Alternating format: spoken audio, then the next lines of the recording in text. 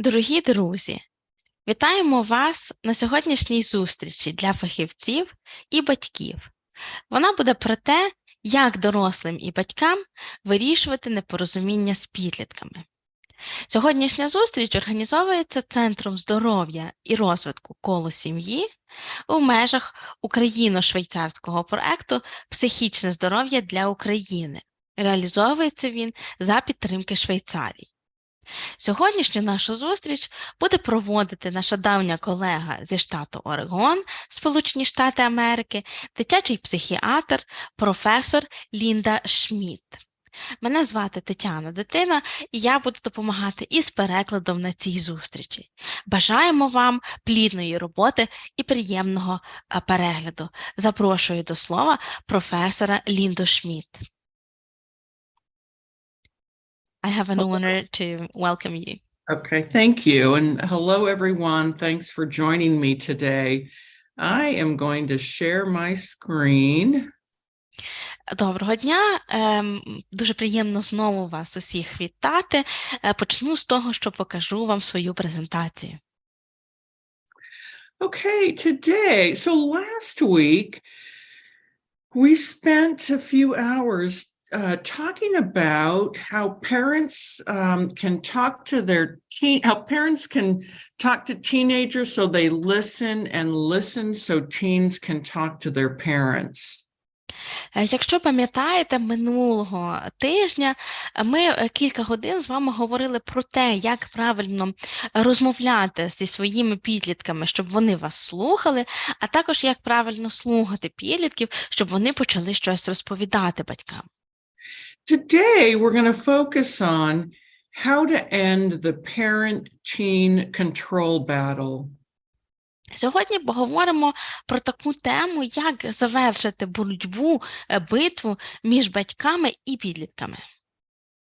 But first, we're going to start with talking a little bit about parenting styles. Але розпочнемо із кількох слів про стилі виховання. And here we have two axes. On the left, we have parental responsiveness. Тут маємо дві осі. На вертикальній, на лівій осі маємо батьківську чуйність. And on the horizontal axis, we have demandingness. А на горизонтальній вимогливість. And so there we can roughly identify four different types of parenting styles and sort of where they fall on this axis, yeah. Відповідно до розміщення щодо цих двох осей, можемо виділити 4 основні стилі виховання. So parents who are permissive, kind of let their kids do what they want, they don't set any boundaries or rules, tend to be low on the responsiveness axis, as well as low on the demandingness axis. По-перше, батьки, які потурають дітям, які усе дозволяють, не встановлюють багато обмежень чи правил, вони знаходяться низько як по шкалі, по осі чуйності, так і вимогливості.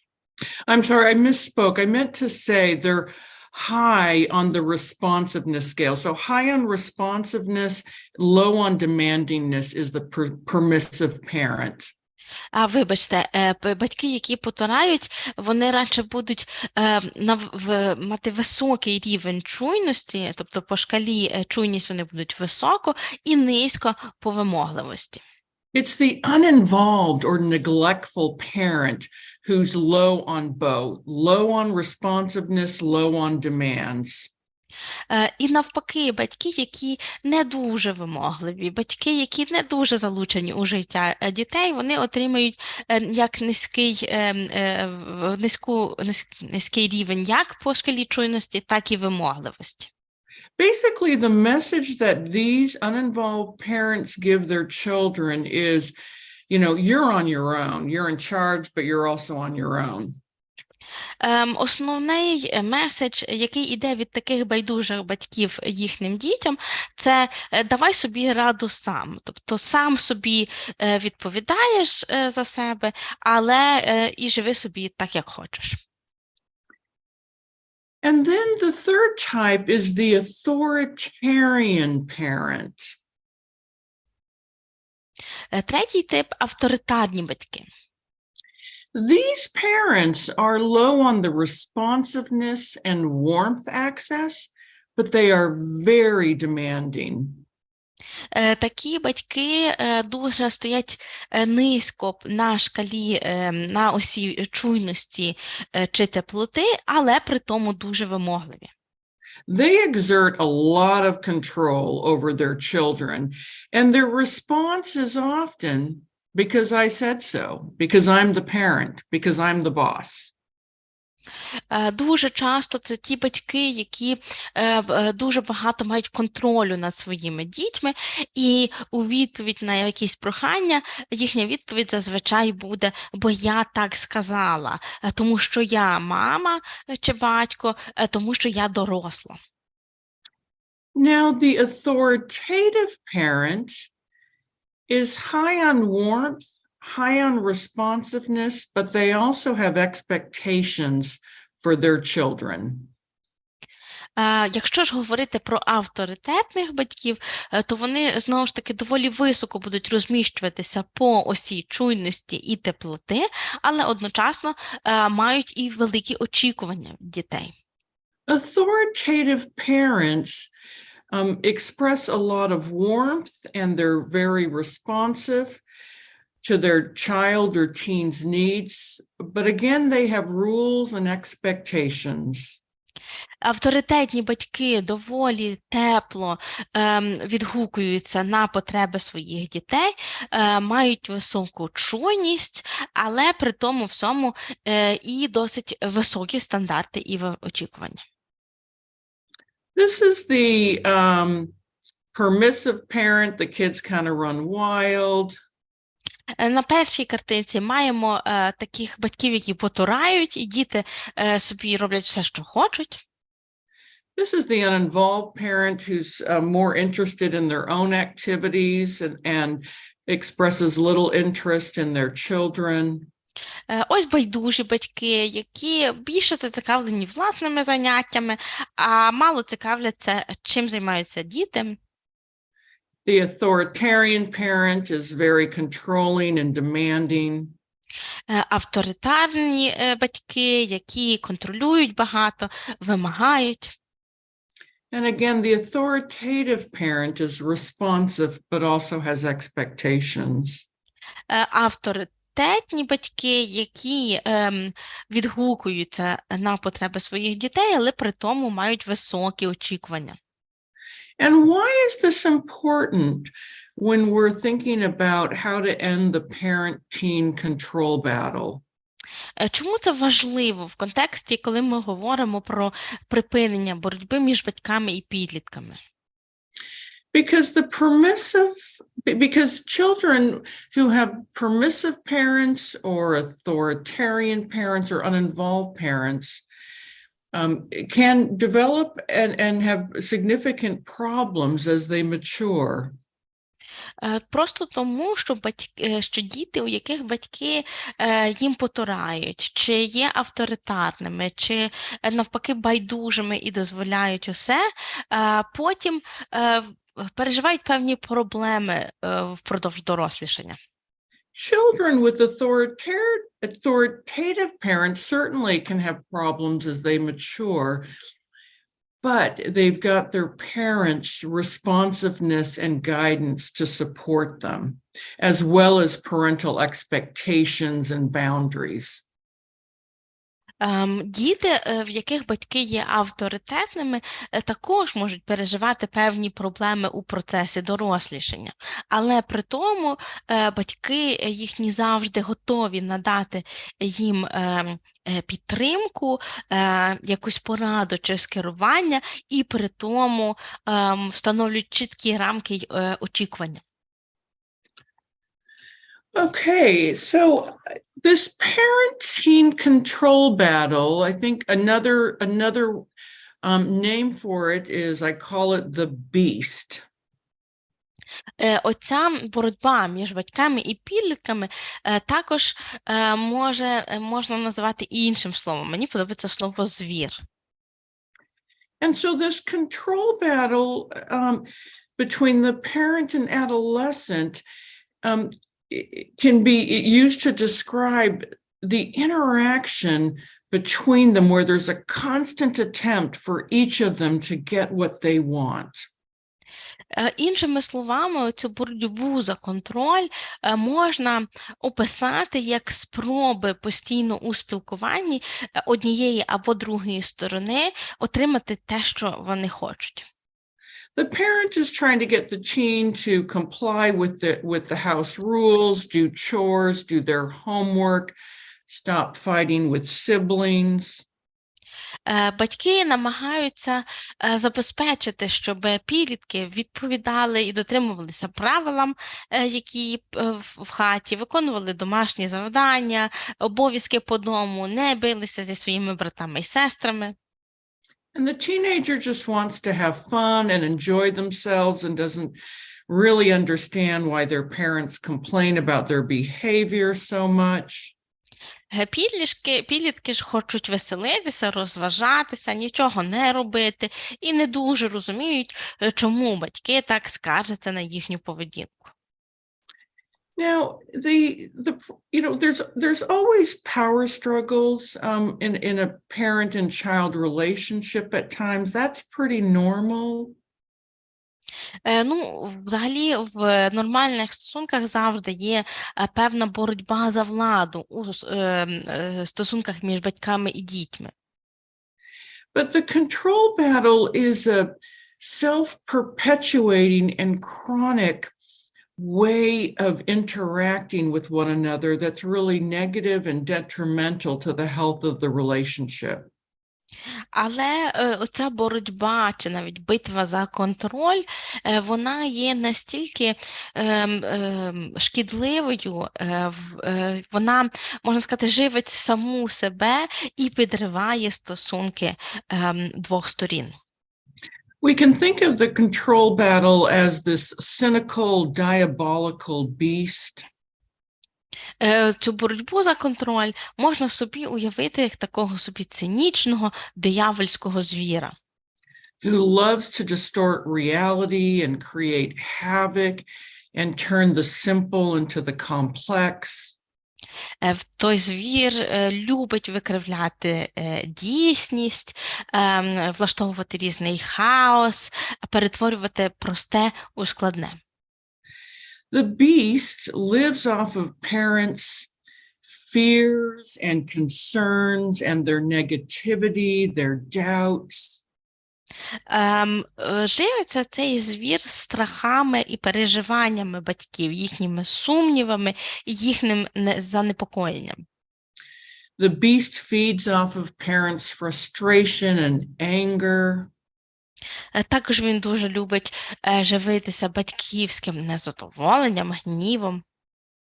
And when parents engage in behaviors that continue the control battle, they feed the beast and it gets bigger and stronger.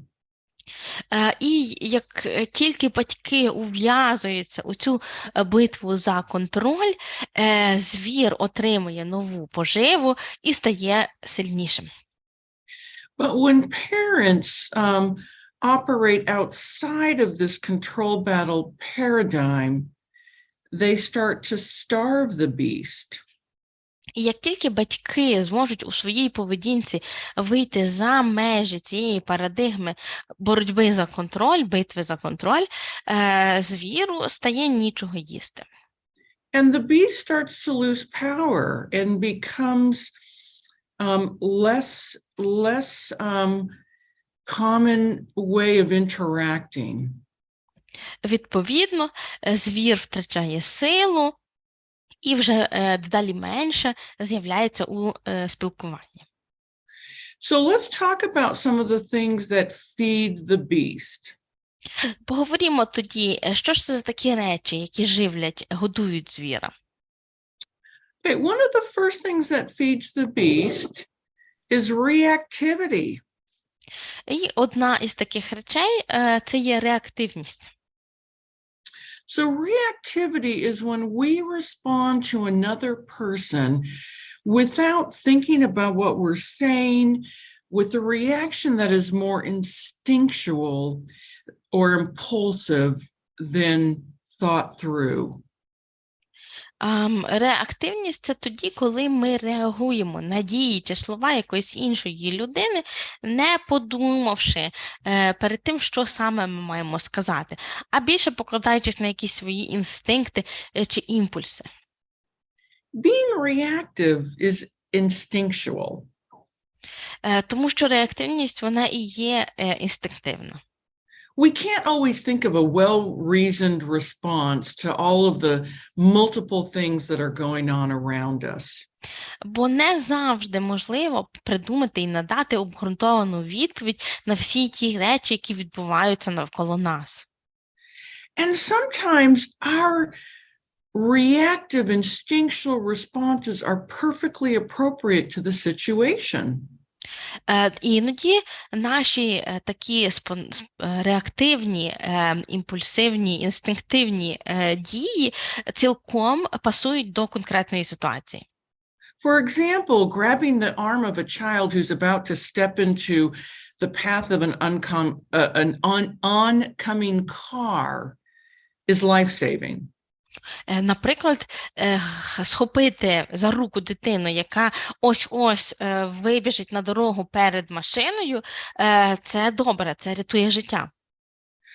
But when we react to situations that don't necessarily call for an instinctual reaction, no one's life is going to be lost if we don't react.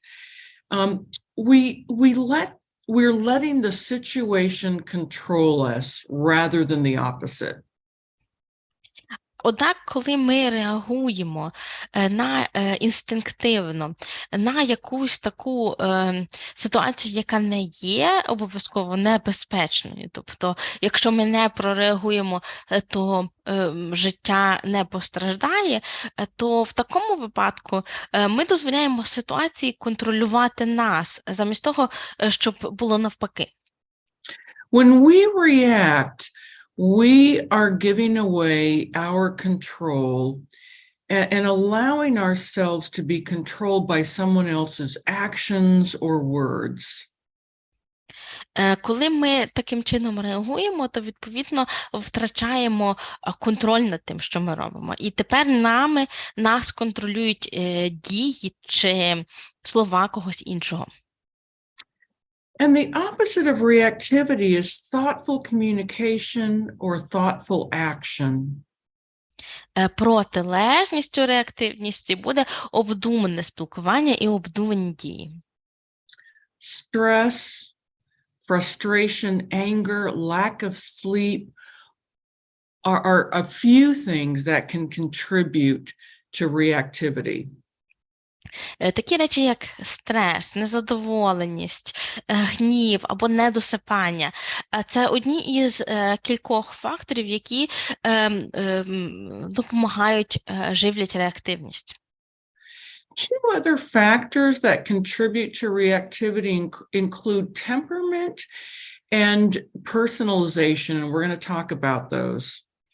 Є ще два фактори, які сприяють реактивності – це темперамент і персоналізація. Трошки пізніше ми до них повернемося. Okay, let's talk first about temperament.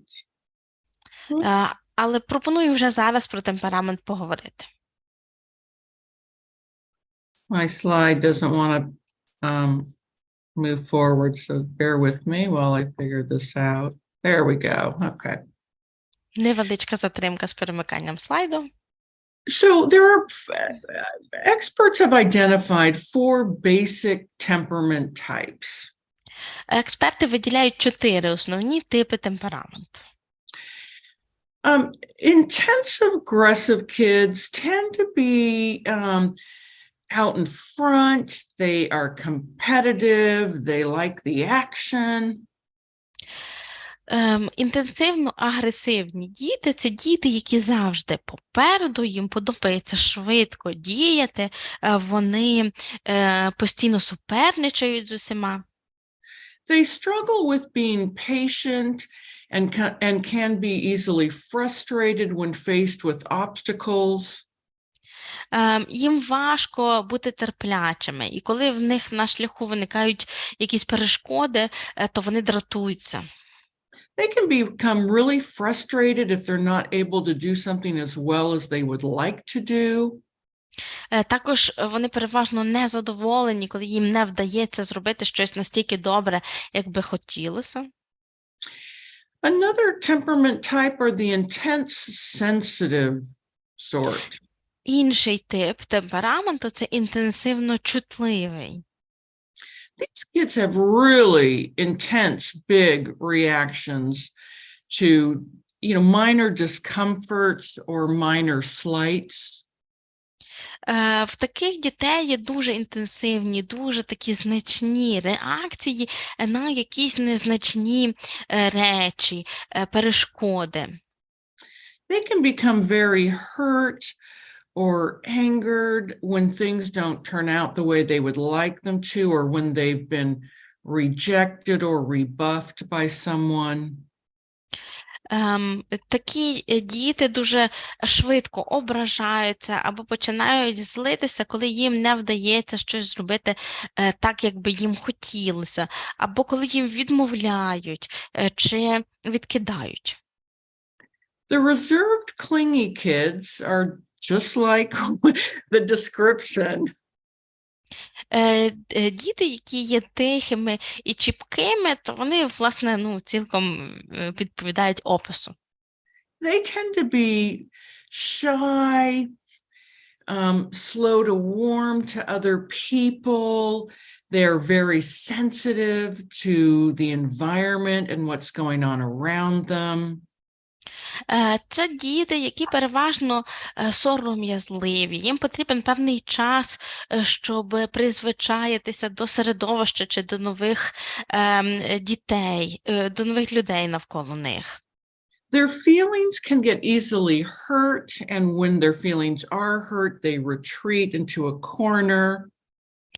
Їх дуже легко поранити, і коли їхні почуття поранені, то вони просто відступають і ховаються десь в куточку. They may struggle in particular with self-confidence as they move into adolescence. Коли вони переживають підлітковий вік, то часто мають проблеми із впевненістю в собі. If you encourage them too much, they're likely to feel pushed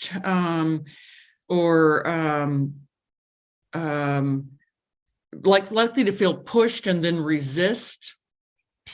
Якщо ви будете їх занадто активно заохочувати, то вони будуть відчувати, що ви їх підштовхуєте і, відповідно, чинитимуть опір. But if you ignore them, then they feel hurt. Але з іншого боку, якщо ви їх ігноруєте, то вони образяться. And the easy, balanced kids, just like what it sounds, they've got an easygoing temperament. Things don't really upset them too much. І легкий, збалансований темперамент відповідає своєму опису. Вони легко спілкуються з іншими людьми, не дуже багато засмучуються.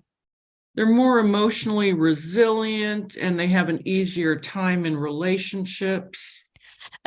Вони більш емоційно стійкі, їм легше заводити і підтримувати стосунки. Now, all four of these temperament types have strengths and weaknesses. І кожен із цих 4 типів темпераменту має свої як сильні сторони, так і слабкі. And by understanding their child's basic temperament, parents can help bring out the best in their kids and minimize their weaknesses. Розуміючи, який тип темпераменту є у їхніх дітей, батьки, відповідно, можуть підсилити усе, що найкраще є у їхніх дітей, і зменшити вплив цих недоліків. Now, there can be a mismatch between temperament of a parent and a child. Іноді між темпераментами батьків і дітей немає відповідності. And when that happens, there's a greater risk, a greater likelihood of reactivity, and a greater risk of entering into the control battle. І коли таке дійсно спостерігається, то тут ризик того, що батьки будуть скочуватися у реактивність і починати боротьбу за контроль, є набагато вищий. You might imagine how an intense, aggressive parent could easily fall into a control battle with a reserved, clingy teen or child. Дуже легко собі уявити, що інтенсивно-агресивний батько чи мати легко вступить у таку боротьбу з дитиною, яка є тихою чи чіпкою. So it's important that parents ask themselves a few questions when they're realizing that they're easily frustrated with their teen. Тому є кілька питань, на які батькам варто дати собі відповідь, коли вони бачать, що так легко вступають у суперечки з своїми дітьми. So parents can ask themselves, what is my teen's basic temperament? По-перше, треба запитати, а який же ж базовий темперамент у мого підлітка? What is my basic temperament? Який у мене базовий темперамент? We know that adults who have more self-awareness are more effective as parents and in general the most effective people. Ми знаємо, що люди, які усвідомлюють багато про себе, мають багато самосвідомості, є кращими, ефективнішими батьками і, в принципі, ефективнішими людьми.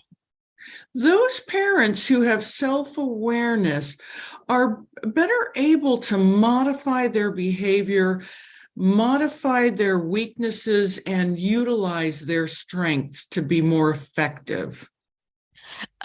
Самосвідомі батьки більше здатні до зміни власної поведінки, використання своїх сильних сторін собі на користь і зменшення впливу слабких сторін. So once a parent has identified what basic temperament their child is, what basic temperament they are, the next question is, are we mismatched? І як тільки батьки вже дадуть відповідь на те, який темперамент у дитини, який темперамент у мене самого, наступне питання варто подивитися, а де ж наші розбіжності? And then are there ways that I can be more flexible and accepting or accommodating? І також, чи є якісь способи, де я можу виявити більше гнучкості і більше прийняття? And then are there ways that the parent can help the teen recognize the teen's own basic temperament and how to better manage it? Також, чи є якийсь спосіб, у який батьки можуть допомогти підліткові зрозуміти, який у нього темперамент і як ним можна управляти? Okay, the second thing that can feed reactivity is personalization. Інша річ, яка годує звіра, це персоналізація. So the easiest way to think about personalization is when we let the actions or words of another person hurt us or hurt our ego. Найпростіший приклад персоналізації – це буде той, коли ми дозволяємо, щоб слова чи дії іншої людини нас ображали, чи ображали наше его. So the reality is a person's actions or egos are, actions or words are a reflection on them and not on us. Бо суть же в тому, що дії чи слова іншої людини відображають її, а не нас. Now, we all get hurt by the things people do or say. But if we're too vulnerable, particularly with teenagers, we are much more likely to react and get caught up in a control battle. Звісно, ми до певного рівня так чи інакше маємо в собі цю рису. Але якщо ми будемо занадто вразливими у спілкуванні із підлітками, то боротьбу за контроль ми програємо. So some examples of language that suggests that someone is personalizing something include, you don't respect me. Прикладами таких фраз, які показують, що ви занадто вдаєтеся до персоналізації, буде, наприклад, «ти мене не поважаєш». Why are you doing this to me? Або «чому ти таке зі мною робиш?» Why are you punishing me? «Чому ти мене караєш?» So several things happen when we personalize what others say and do. Ще відбувається кілька речей, коли ми занадто персоналізуємо слова чи вчинки інших. Instead of hearing the other person's thoughts and feelings, we're hearing only our own thoughts and feelings. Замість того, щоб прислухатися і почути думки і почуття іншої людини, ми тільки чуємо свої думки і свої почуття. And we miss a lot of what's going on around us. І так само не звертаємо уваги на те, що відбувається навколо. So rather than understanding what's taking place around us, we're only focused on our feelings and our thoughts. Бо замість того, щоб звернути увагу на те, що навколо нас відбувається, ми постійно фокусуємося на власних думках і почуттях. Okay, so we've talked a bit about how reactivity feeds the beast or feeds the control panel, and the two things that factor into reactivity. Next, we're going to talk about over-focusing. Ми поговорили вже тут про те, що годує звіра, а також що таке персоналізація і реактивність, і що їм сприяє. А тепер поговоримо про перефокусування. So over-focusing is just like it sounds. It's focusing on the other person's behavior instead of turning attention to how we can respond to the behavior.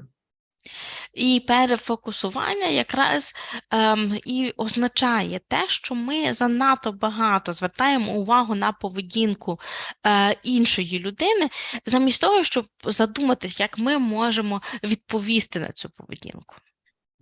Intellectually, we all know that we can't change someone else. Бо розумом ми всі розуміємо, ми не можемо змінити іншу людину. But that doesn't stop us from wanting to or wishing we could. Але це ніяк не зупиняє нас від того, що нам би хотілося змінити іншу людину. But we can only change our own behavior, and the same is true for parents of teenagers. Parents can only change their behavior. They cannot change their teens' behavior. Але правда в тому, що змінити ми можемо лише свою власну поведінку. І це особливо справедливо для батьків-підлітків. Ніяк ми не можемо змінити поведінку наших підлітків, а лише свою. Parents need to remind themselves that their teen is in charge of their behavior, and the parent is in charge of the parent's behavior. Варто собі затямити. Підлітки відповідають за свою власну поведінку, а батьки відповідають за свою поведінку як батьків. And I think that can be a really hard concept to accept. Іноді прийняти це надзвичайно складно. And another reality that may be difficult to accept is that a parent is not responsible for their teen's behavior. The teen is. Також ще одна річ, яку іноді складно прийняти, це те, що відповідальність за поведінку підлітка несе сам підліток, а не батьки. And it's really important that parents convey that to their teens, because that way the teen gets credit for things that they do well, and then they take responsibility for things that didn't go so well. І треба чітко донести і пояснити це підлітку. Таким чином вони будуть отримувати похвалу за те, що вони роблять добре, і нестимуть відповідальність за те, що не так добре йде. The fact is, the minute that a parent tries to control their teen's behavior, the teen will resist. Річ у тім, що в той самий момент, коли батьки спробують контролювати поведінку підлітка, підлітки починають опиратися. So, for example, a parent cannot actually force a teen to do their homework. Один приклад наведу. Ще жоден з батьків не зумів примусити в прямому розумінні свого підлітка зробити домашнє завдання. But parents can monitor the completion of homework. They can assign a time that the homework must be done. They can observe the quality of the homework. Однак, що батьки можуть зробити, це перевіряти, чи домашнє завдання було завершене і виконане, в який час, в які часові рамки воно було виконано, а також перевірити якість цієї домашньої роботи. They can also establish the privileges that the teen gets upon completion of the homework. Також можна встановити певні привілеї, якими підліток може скористатися, якщо цю домашню роботу виконає. So again, parents can't actually force their children to do anything, but they can provide support and arrange the environment such that it's conducive to their child's behavior. Тобто, ще раз, батьки ніяк не можуть змусити своїх підлітків, але вони можуть надавати підтримку і створювати середовище, яке буде сприяти потрібній поведінці.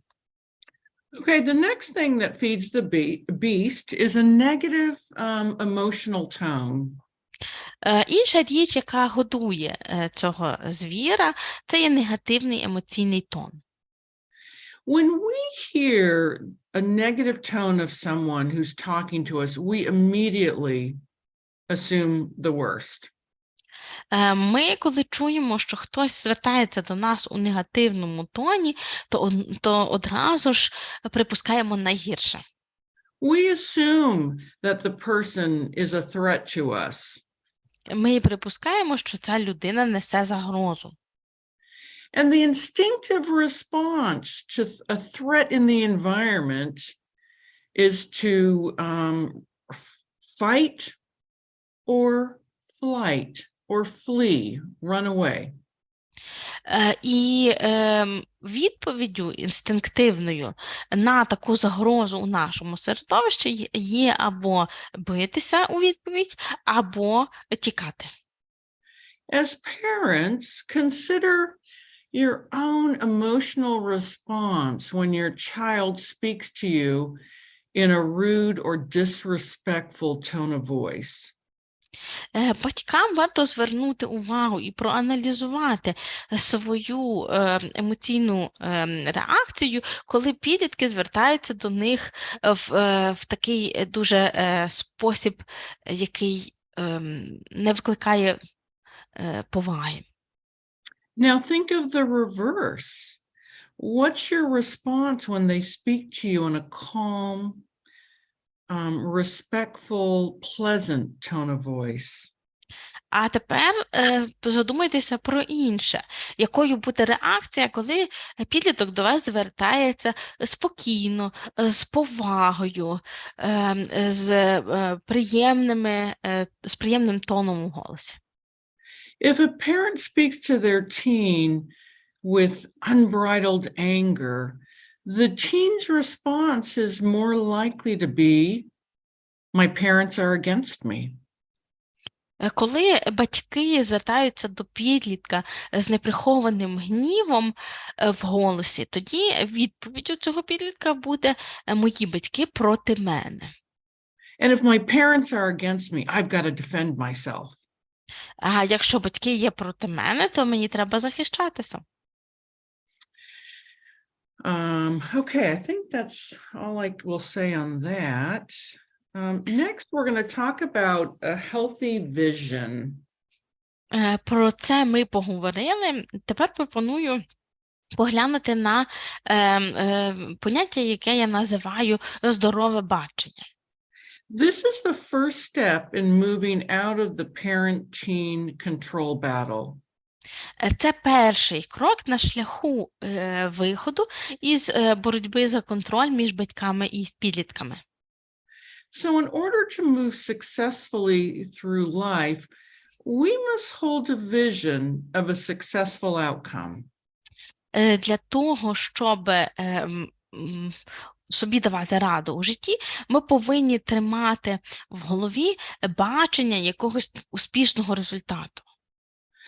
A healthy vision gives us a sense of direction. It gives us an idea of where we want to be or where we want to go. And then, go ahead.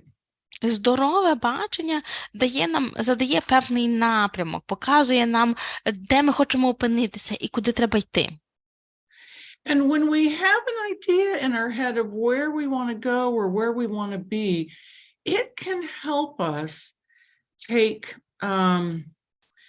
problems or obstacles in stride. Як тільки ми маємо у собі в голові оцю ідею, куди йдемо, де хочемо опинитися, то вона, відповідно, і дає нам сили перемагати всі ті перешкоди. So with regards to children and teens, when we have a healthy vision for them, where we'd like to see them be, it can give us perspective when problems arise. Якщо стосовно наших дітей ми маємо оце здорове бачення, де ми хочемо, щоб вони опинилися, відповідно, воно допомагає нам подивитися на проблеми, які виникають, і з певної перспективи. And that's important because then we don't panic or lose faith in them when something doesn't go quite according to our ideal plan. Відповідно, це допомагає нам не панікувати, не втрачати віри у своїх дітей, коли трапляється щось, що не зовсім іде по плану, ідеальному плану.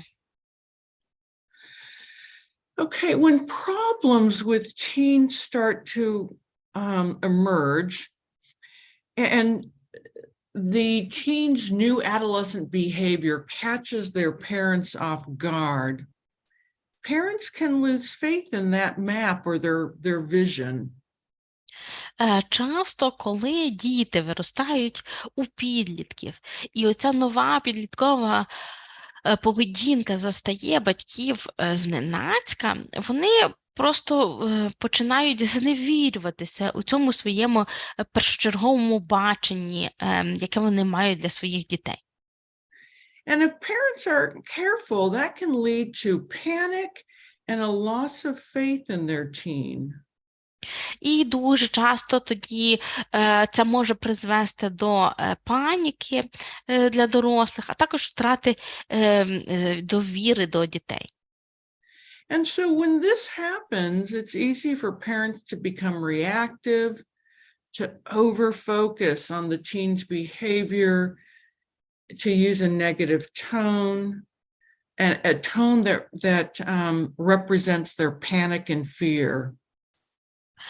І коли це стається, то батькам дуже легко скочуватися у реактивність, занадто сильно фокусуватися на поведінці своїх дітей, а також використовувати негативний тон у спілкуванні, який видає їхню злість, їхню паніку. So, for example, a teen has become increasingly disrespectful and argumentative at home. Наведу приклад. Підліток став занадто любить сперечатися і виявляє менше поваги до батьків. There's been arguing and fighting between parent and teen. І, відповідно, між батьками і підлітком постійні суперечки і сварки. Parent is feeling really frustrated and starts personalizing the teen's behavior. Maybe they're feeling even a bit hurt. Батьки починають відчувати певне незадоволення, вони починають персоналізувати поведінку своїх дітей, іноді навіть можуть ображатися. And then they begin to carry negative feelings and negative thoughts towards the teen. У них з'являються негативні почуття, негативні думки про підлітків. And when parents carry around a lot of that negative stuff, it's hard to make room for positive thoughts and feelings about the teen. І коли батьків постійно переслідують такі негативні речі, то складно знайти місце для позитивних почуттів і думок про підлітка. And then when they dwell on the negative, their thoughts start to change to match their feelings. І коли вони постійно зациклюються на негативі, то їхні думки починають співпадати з почуттями. Healthy, positive thoughts will give way to negative, unhealthy thoughts to match those negative feelings. Здорові, позитивні думки поступаються місцем нездоровим і негативним у відповідь на негативні почуття. And then those negative thoughts and feelings will create a negative vision instead of that healthy, positive vision. Негативні думки будуть створювати і негативне бачення на місці того, де колись було позитивне і хороше бачення. Okay, let's talk about, I'm going to skip through the next couple of slides. Okay, we're going to talk about how positive visions are not always healthy. I think that's what this slide says. Я пропущу кілька слайдів і поговорю з вами про те, як оце хороше бачення, позитивне бачення може бути не тільки здоровим. Actually, you know what? Let me go back to Sonia. Let's just talk a little bit about Sonia. I think we've got time. Хоча ні, давайте повернемося ще трошечки і поговоримо про Соню. Okay, so Sonia is a 16-year-old girl who is also an accomplished musician. Соня у нас 16-річна дівчинка, яка також є музиканткою зі значними досягненнями. She lives at home with her mom and dad, and she has an older brother who attends university. Вона живе вдома з мамою і татом. У неї є ще старший брат, студент університету. Now, her older brother is very academically gifted and didn't really need a lot of structure or support from parents to achieve. Старший брат, він є надзвичайно здібний, має великі здібності до навчання, і, відповідно, для того, щоб досягати академічних високих результатів, багато підтримки, якоїсь структури від батьків не потребував. However, Sonia is less independent, and she has needed more structure and support than her older brother. Але Соня не настільки незалежна. Їй потрібно більше структури і підтримки, ніж її братові. She did really well in elementary school, but then her academic performance declined dramatically when she started middle school. В початковій школі вона дуже гарно вчилася, але раптом, коли вона перейшла у середні класи, її успішність різко впала. And she started to gravitate towards kids who weren't doing so well. Ну і також її почало тягнути у компанію дітей, які теж не дуже добре вчилися. Now, based on their experience with Sonia's older brother, they just had the expectation that Sonia would kind of cruise through adolescence, and be independent and have a sense of purpose. Оскільки вони виходили зі свого попереднього досвіду зі старшим своїм сином, то батьки також тут сподівалися, що Соня собі отак легко пройде оці роки у середній школі, навчиться бути незалежною, буде мати якусь ціль в житті. And when that didn't happen, her parents became upset with her, and Sonia started avoiding them and tuning them out. Але цього не сталося. Відповідно, батьки почали все більше і більше засмучуватися, а Соня віддалятися від них і менше слухати. And soon a control battle emerged that completely dominated their relationship. І незабаром між ними спалахнула битва за контроль, яка стала домінувати у їхніх стосунках. And this control battle interfered with her parents' ability to evaluate the situation objectively and make healthy decisions together.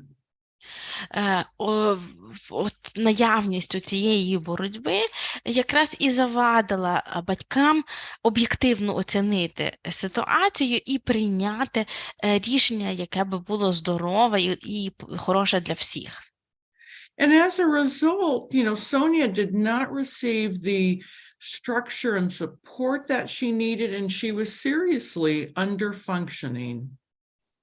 У результаті цього Соня не отримала тої структури і підтримки, яка їй була потрібна, і вона конкретно відставала. She ended up leaving high school and attending this online high school program where she was really under-challenged. Вона вилетіла із старшої школи, проходила якусь там програму для старшокласників онлайн, яка була для неї занадто проста.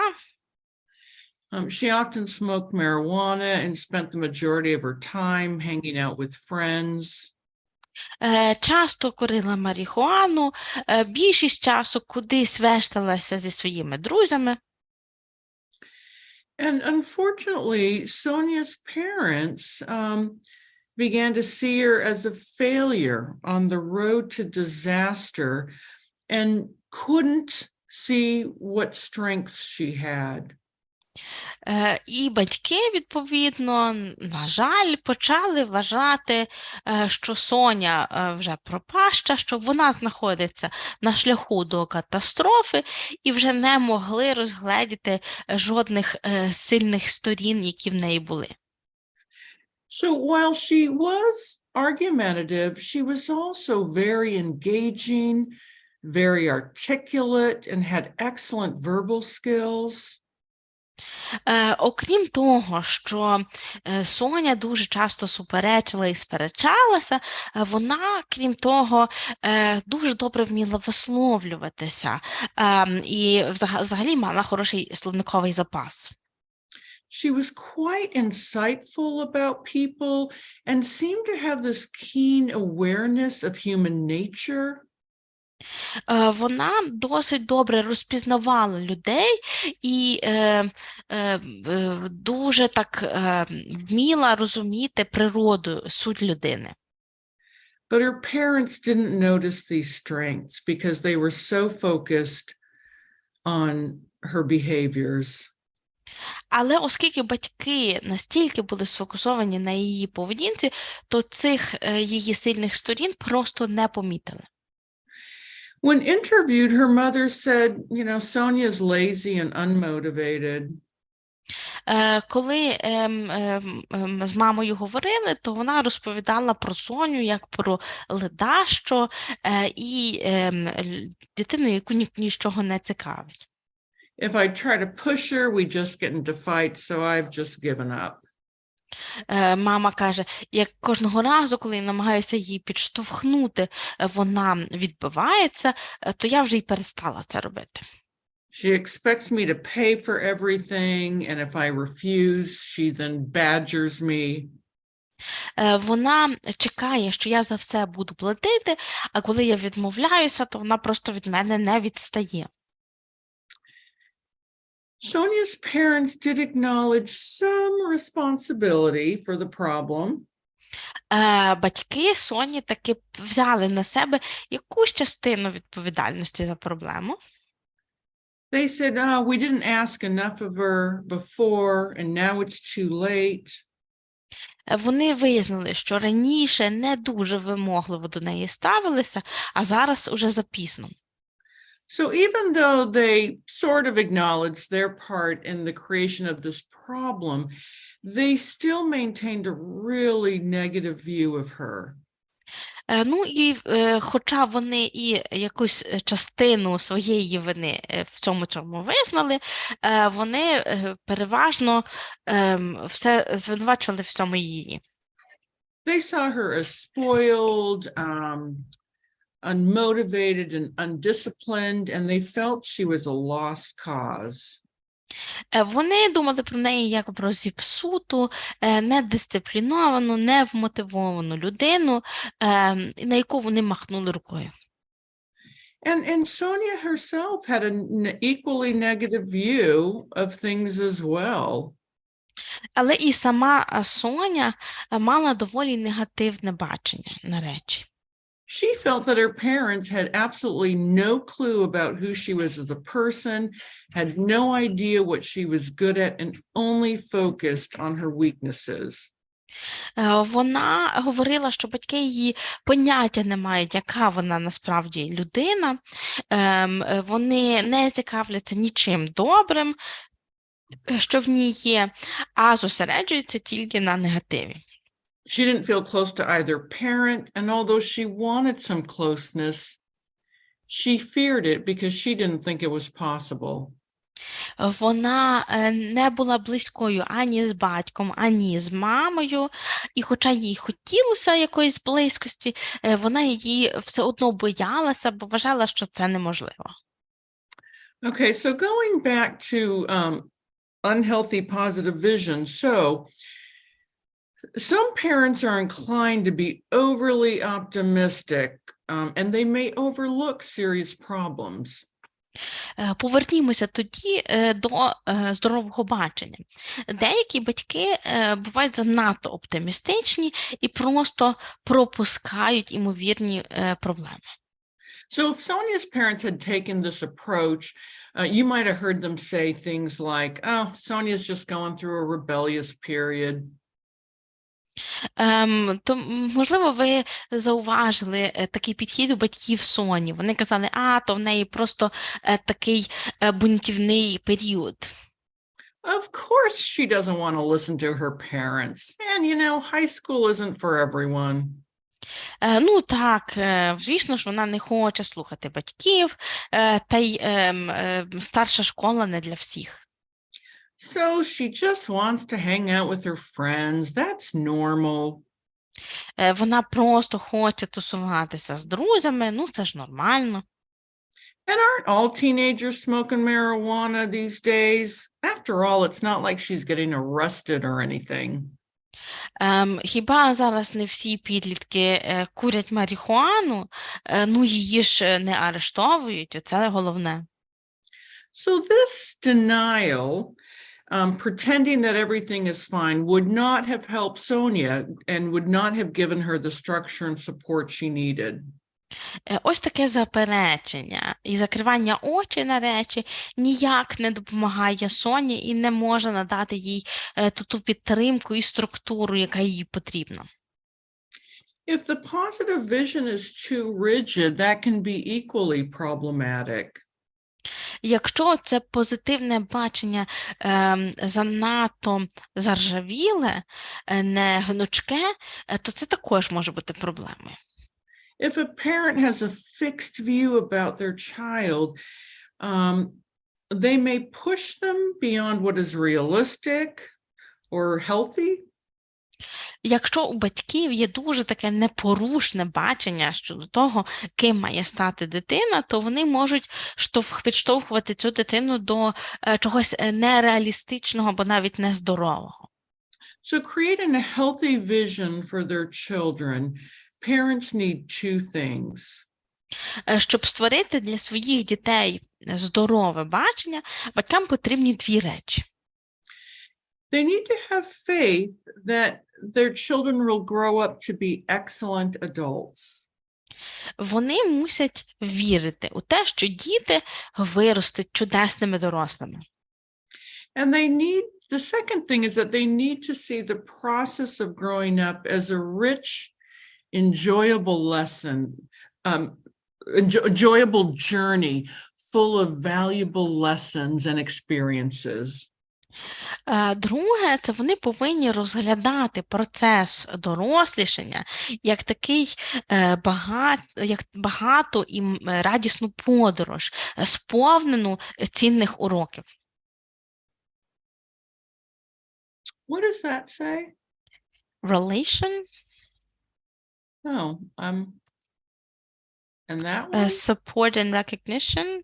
Oh, okay. So I think I'm a slide behind. Okay. So, вибачте, ми тут з'ясовували, який слайд має бути. Sorry. So in order to establish a healthy vision, parents have to understand and accept their child's basic temperament. І для того, щоб сформувати для дитини оце здорове, позитивне бачення, також батьки повинні знати і приймати базовий темперамент дитини. Again, all temperaments have inherent strengths and weaknesses. Як я вже казала, усі темпераменти мають в собі сильні і слабкі сторони. And it's easy to be aware of the challenges and view them as liabilities. Їх легко іноді сплутати із викликами і з недоліками. So it's especially important to really tune in to the teen's strengths and appreciate them. Тому тут надзвичайно важливо звернути увагу, відшукати сильні сторони дитини і цінувати їх. And a healthy vision needs to be expressed. It needs to be communicated to the teens. А також оце здорове бачення мусить бути передаватися якимось чином, пояснюватися дитині.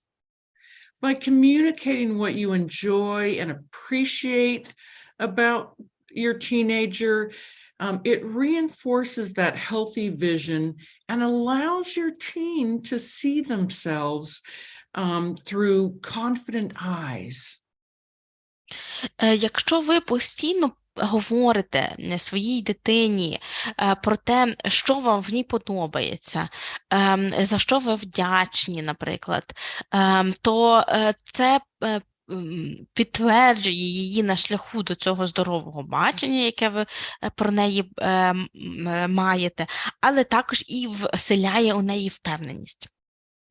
Parents should not be shy about asking their teen about their experiences, their thoughts, their feelings. Батьки повинні не соромитися, запитувати у своїх підлітків, про що вони думають, який у них досвід, що вони відчувають.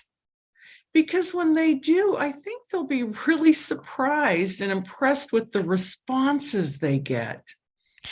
Бо як тільки вони про це запитаються, то дуже здивуються з тих відповідей, які отримають. And when parents communicate that to their teens feel good and they feel approved of. І коли батьки з дітьми, з підлітками спілкуються, то самі підлітки почуваються краще, і їм це подобається, вони це сприймають. And then it's, again, important to support and acknowledge your teen in failure as well as success. І ще дуже важливо підтримувати і приймати своїх підлітків як в випадках успіху, так і невдач. We as adults know that life isn't all about getting perfect grades or winning everything we try to win. Ми, як дорослі, уже знаємо, що життя не складається з хороших оцінок чи перемог у всьому, де би нам хотілося. Life is about growing and learning. And if we're afraid to try new things or if we're afraid to fail, then our teen won't take the necessary risks to succeed. Якщо ж ми боїмося пробувати щось нове, чи боїмося програти у чомусь, то, відповідно, і підлітки також неохоче будуть йти на ризик. Okay, we're going to switch gears and talk about, hopefully this says the power of earned privileges. Yeah, okay. Okay, so by harnessing the power of earned privileges, parents can put an end to the stress and futility of trying to get their teenagers to change their behavior. Перейдімо тепер до того, як батьки, залучивши силу здобутих привілеїв, можуть зупинити оцю боротьбу за владу із підлітком. And they can put that responsibility back on the teenager where it belongs. А відповідальність за це знову покласти на плечі підлітка, там так, де ця відповідальність і мусить бути. And when teens are in charge of their behavior, it's amazing how well they can do. І коли дати відповідальність за свою поведінку підліткам, то ви здивуєтеся, наскільки успішними вони можуть бути. So in families where kids are essentially responsible and respectful, when they break a rule or they don't manage their responsibility, parents can give a consequence. В сім'ях, де підлітки поводяться з повагою і з відповідальністю, якщо вони десь не дотримуються правил, то їх чекають наслідки від батьків. Which is taking something away, and this gives the message that the behavior won't be tolerated or was unacceptable. Тобто у них щось забирають для того, щоб підсилити розуміння того, що така поведінка неприйнятна. Then the difference is versus, so giving a consequence versus withholding a privilege. Let's talk about that. Давайте тепер поговоримо, яка різниця між наслідками і відмовою або позбавленням привілеїв. So, giving a consequence will work in a family where there is respectful and responsible behavior, but it won't work in a control-based relationship. В сім'ї, де панує відповідальна поведінка і повага, застосування наслідків буде працювати, але в стосунках, заснованих на контролі, це не спрацює. It may change the behavior for a brief period of time, but the behavior will likely return in one form or another. Можливо, один раз це допоможе змінити поведінку, і це спрацює, але потім ця поведінка буде повторюватися в тій чи іншій формі. So in order to effectively end the control battle and start starving the beast, parents need to look at the characteristics of consequences versus withholding privileges.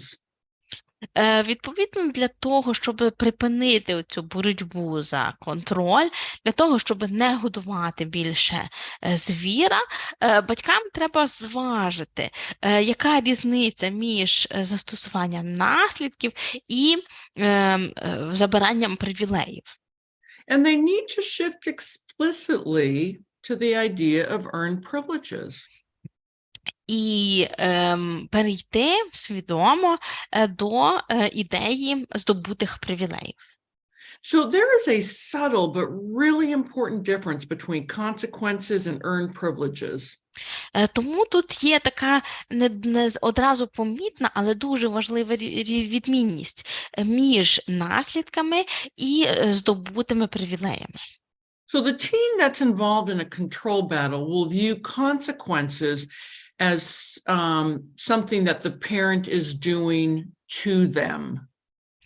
Підліток, який вв'язався у боротьбу за контроль, буде вважати, що наслідки – це те, що батьки роблять з ним. Dad is taking away my freedom. Mom is not letting me use my phone. Тато позбавляє мене моєї свободи, або мама не дозволяє мені користуватися моїм телефоном. And then these teens will view themselves as victims of unreasonable parents.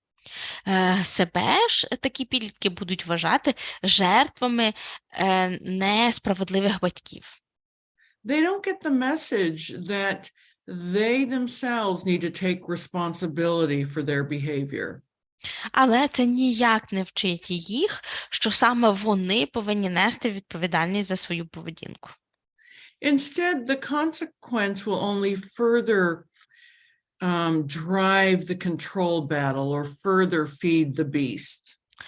Натомість застосування наслідків лише підлиє масла у вогонь битви за контроль і буде більше готувати звіра. The word privilege, on the other hand, implies that an object has great value and should not be taken for granted. З іншого боку, слово «привілей» означає, що це якийсь об'єкт чи річ, яка має велику цінність і не повинна сприйматися як належне.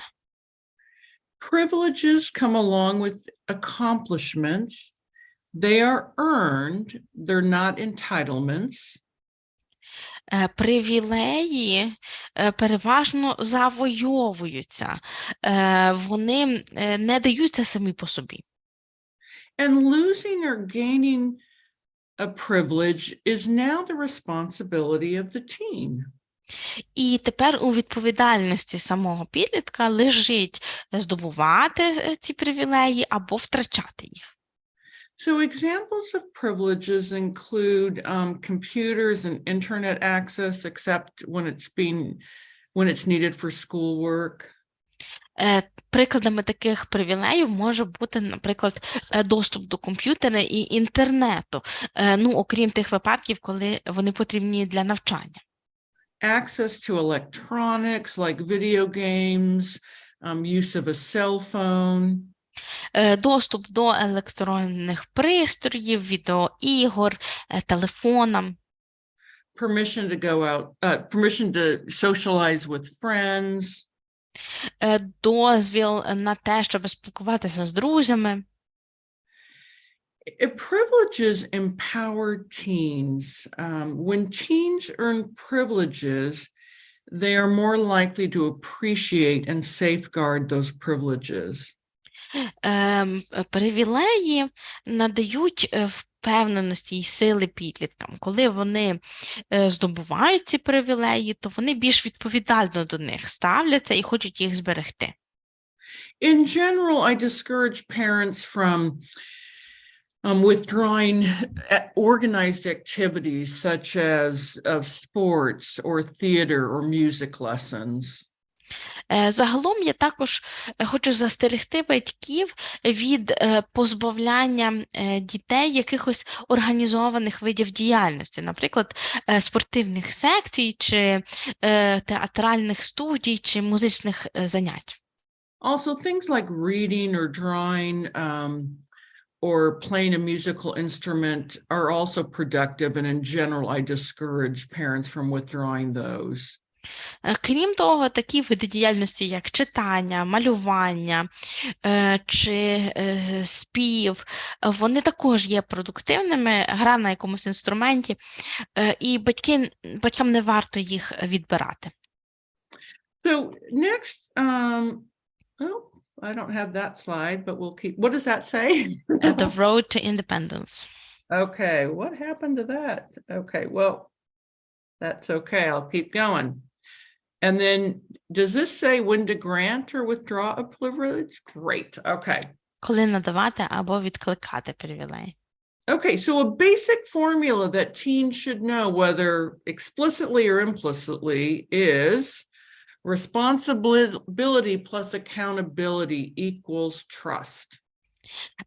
Формула, яку усі підлітки повинні так чи інакше затямити, звучить так: відповідальність плюс підзвітність дорівнює довіра. So managing responsibility and accountability can be thought of as a teen's road to independence. Тому управління відповідальністю і підзвітністю можна розглядати якось оцю таку дорогу підлітка до незалежності. So if kids are essentially responsible at home and at school and in their social behavior, parents will see this and be inclined to trust them with the broad range of privileges. Якщо батьки бачать, що діти відповідально ставляться до домашньої роботи, до інших якихось своїх обов'язків, то переважно вони будуть їм довіряти і нагороджувати різними привілеями. And accountability is the way parents teach responsibility to their children. І підзвітність – те, як батьки навчають дітей відповідальності. So this means that teens are responsible to their parents for their actions, and it is the parent who will determine whether a privilege has been earned or not. Іншими словами, що за свої дії підлітки відповідають перед батьками, і саме батьки будуть визначати, заробили вони якісь привілеї чи ні. So parents may have excellent reasons for not granting a privilege to their child. Maybe they see it as unsafe or age inappropriate or unhealthy or unaffordable. Батьки можуть мати цілком справедливі причини, чому не надавати дитині, підлітку якихось привілей.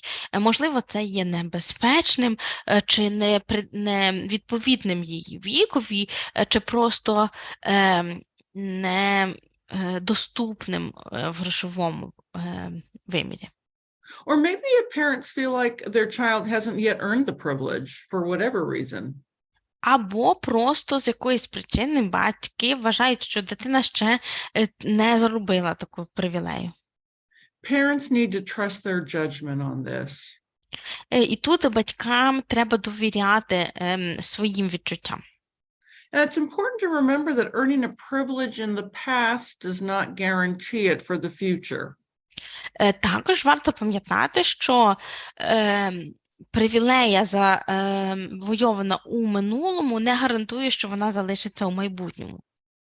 One of the common questions that parents will ask is, do I have to take away my kids' privileges every time they do something wrong? Часто батьки запитують таке запитання: чи треба мені відбирати привілеї у підлітка кожного разу, як вони щось роблять погано? And the answer is absolutely not. Відповідь тут буде, звісно ж, ні. We all make mistakes. We all don't perform at our best. Ми всі помиляємося. Ми не завжди щось робимо найкращим чином. If they make a mistake in judgment with regard to their responsibility, parents can correct them, give them the opportunity to take responsibility and move on. Якщо дитина, підліток якось неправильно оцінить ситуацію чи не буде зважати на свою відповідальність, то батьки можуть їх виправити, допомогти взяти відповідальність за це і рухатися далі. Okay, I'm going to skip this and we're going to move on to losing a specific privilege or whether losing all privileges. Тепер перейдемо до того, чи ми говоримо про втрату якогось конкретного привілею, чи всіх загалом. Okay, when a teen is in a control battle with their parent, there is a lack of accountability to the parent, and sometimes it will require dramatic loss of all privileges to get the teen's attention. Іноді, коли підлітки вступають у боротьбу за контроль із батьками, то вони перестають звітуватися перед батьками, і для того, щоб завоювати увагу, отримати увагу підлітка, потрібно позбавити його майже усіх привілеїв. Sometimes it's necessary to remove all privileges in order to hit that restart button. Іноді позбавлення усіх привілеїв потрібно для певного перезавантаження. Otherwise, losing one privilege and then another privilege and then the next can feel like an escalating war. Бо забирання одного привілею, а за ним іншого і ще одного, іноді відчувається так, ніби війна, що набирає обертів.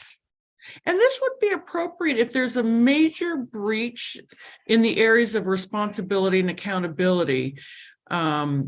And yeah, I'll leave it there. Це можна застосовувати тоді, коли відбувається якесь дуже серйозне порушення відповідальності і підзвітності.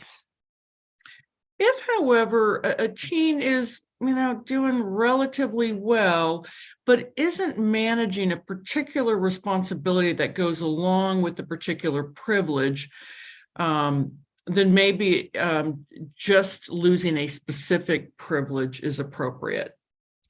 Якщо ж підліток поводиться доволі непогано, але йому не вдається відповідати якійсь конкретній вимозі, відповідальності, то тут, можливо, достатньо просто позбавити його привілею, який цій відповідальності належить. So in one of the cartoon examples from last week, the female character was showing up at a friend's house late, and then wasn't calling anybody to let them know that she would be late. And her mother and her friends were worrying about her. На одному із тих ілюстрованих прикладів, які ми обговорювали минулого разу, була така ситуація, де дівчина йшла в гості, вона запізнювалася, але при тому не телефонувала, щоб про це попередити нікому. Відповідно, і її мама, і її друзі хвилювалися за нею. But the teen was otherwise doing well at school, was doing her chores at home, was not defiant.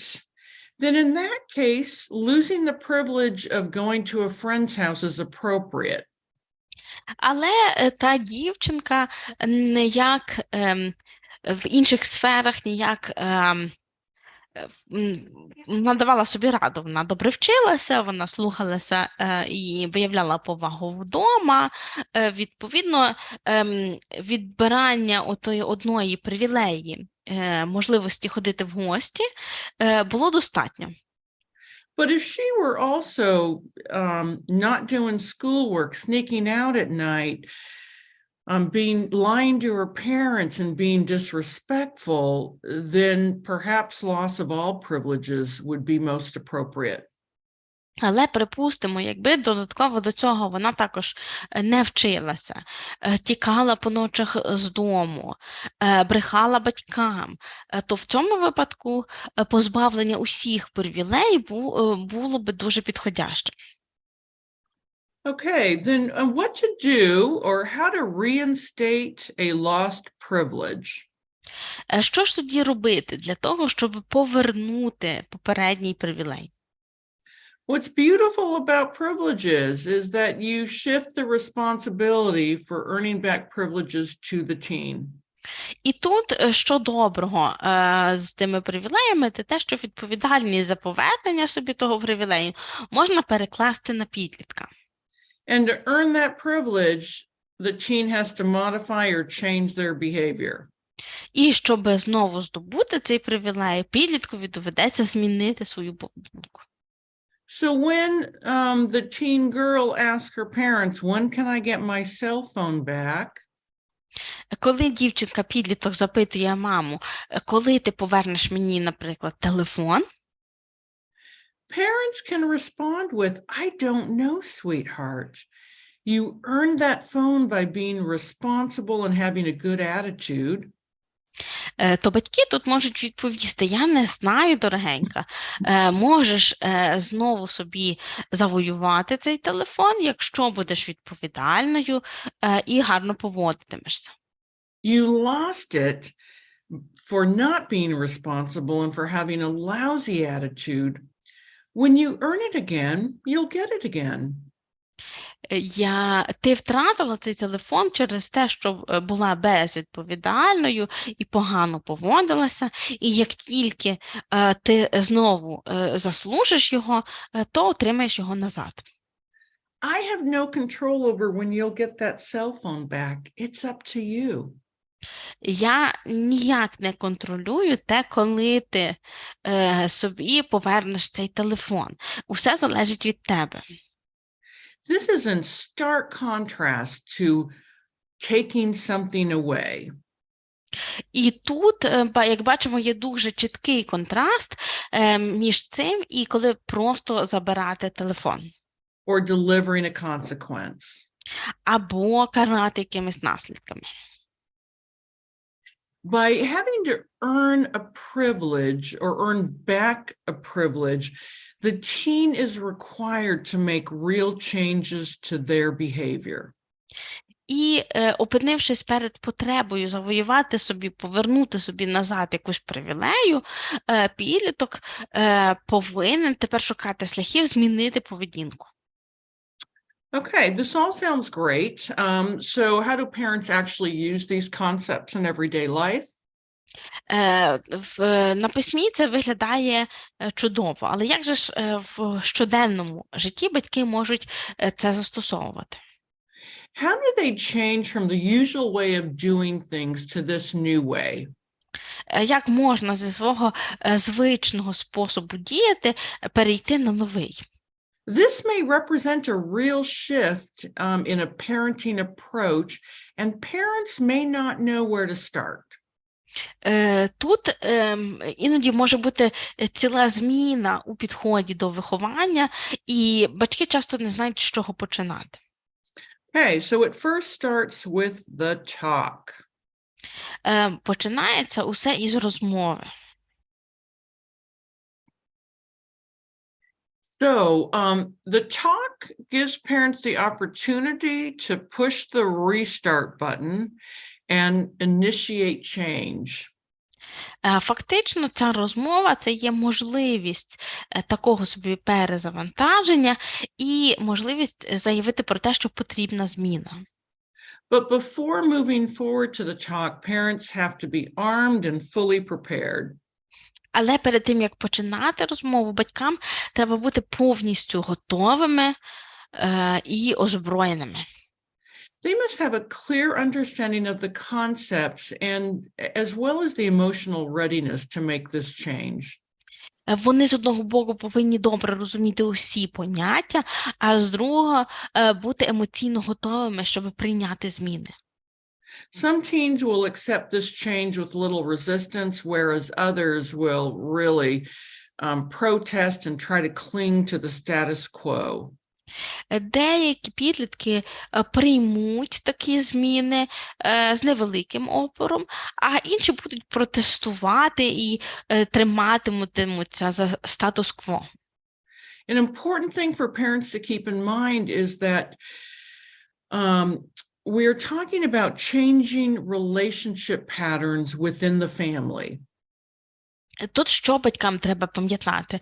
Що ми тут міняємо способи взаємодії, способи побудови стосунків у сім'ї.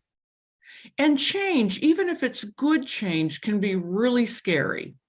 Ну, а будь-які зміни, навіть якщо це зміни на краще, завжди лякають. And so this talk will begin that shift, moving the relationship out of the control battle. І розмова ось ця, вона почне цю зміну і свого роду посуне стосунки, далі виведе їх з боротьби. Okay, so principles of the talk. Principle number 1, really important to maintain a positive emotional tone. Які ж принципи цієї розмови? І номер 1 – це є дотримання розмова позитивним емоційним тоном. Important to express faith in the teen. Також треба чітко зазначити, що ви вірите у підлітка. And then the third important concept is that parents need to take responsibility for their own behavior, but be careful not to take responsibility for their teen's behavior. Ще, що дуже важливо, батьки повинні взяти відповідальність за свою поведінку і чітко про це заявити, але бути дуже обережними, щоб при цьому не взяти відповідальність і за поведінку підлітка. Okay, so to prepare for the talk, the parent needs to make a list of behaviors, both general and specific, that they would like to see changed. Для того, щоб підготуватися до тої розмови, батькам варто скласти список того, що вони хочуть, щоб підліток змінив. For example, make schoolwork a priority, help around the house. Наприклад, звернути увагу, поставити на перше місце навчання, допомагати по дому. Speak in a respectful tone of voice, even when angry or frustrated. Be a good role model to your younger siblings. Говорити з повагою, навіть якщо переповняє гнів, стати прикладом для своїх братів і сестер. And then make a list of privileges that are at risk of being suspended or will be suspended or are now suspended.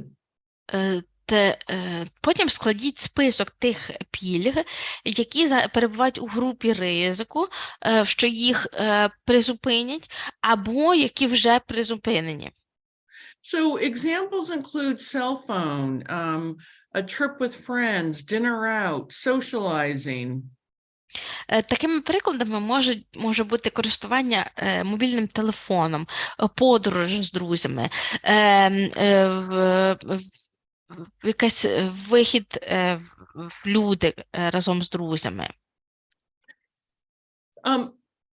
And I want to go back to, let's see if I can do this. Yeah, I want to go back to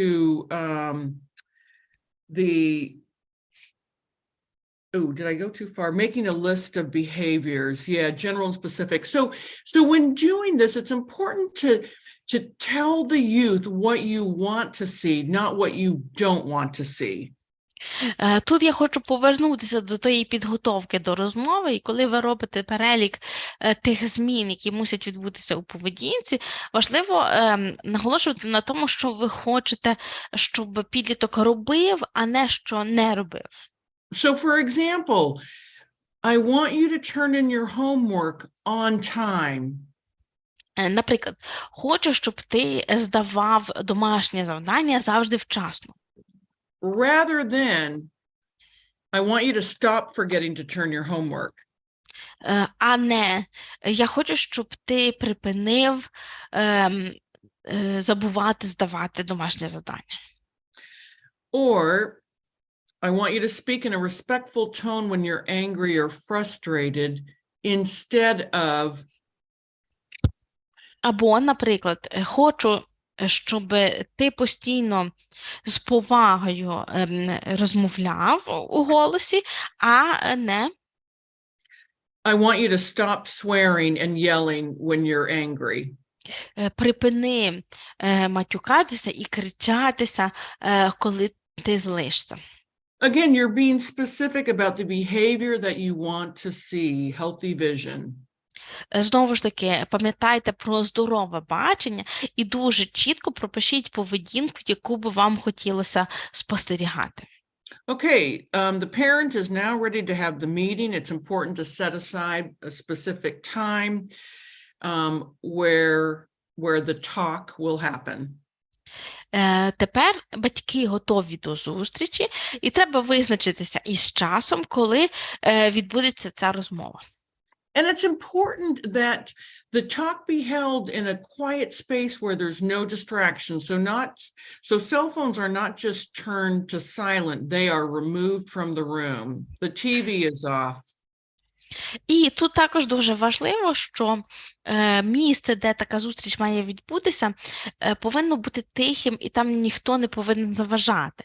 Телефони треба не тільки виключити, а просто їх залишити в іншому місці, телевізори вимкнути.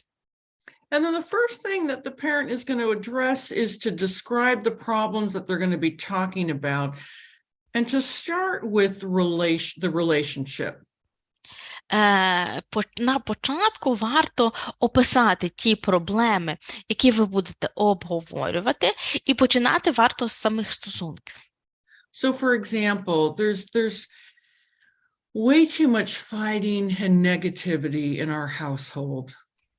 Наприклад, у нас вдома дуже багато сварок і негативу. And then state the concerns. А далі висловіть своє занепокоєння. I'm not seeing the commitment to your schoolwork that I need to see, and I've been trying to get you to change that, but haven't been successful. Наприклад, я не бачу, що ти серйозно ставишся до навчання шкільного, і мені поки що не вдалося тебе до цього заохочити. Or something like, I'm not comfortable with all the name calling and the hurtful way you've been treating your younger brother. I've talked to you about it, but it just keeps happening. Або мені не дуже подобається, як ти поводишся зі своїм братом, як ти його обзиваєш. І я намагалася це якось змінити, але чомусь це повторюється знову і знову. And then next, the parent acknowledges their part in the situation, and they offer a genuine apology. Далі батьки визнають свою частину своєї вини у тій ситуації, що склалося, і вибачаються. So for example, I keep telling you to knock it off, and I get angry, and then I yell at you, and that's not good. I'm sorry. Наприклад, я кожного разу прошу тебе цього не робити, я повторюю, я сварю тебе, підвищую голос, вибач мене, будь ласка. So when a parent admits they are involved, they are modeling responsibility, and they avoid the argument about whose fault it is.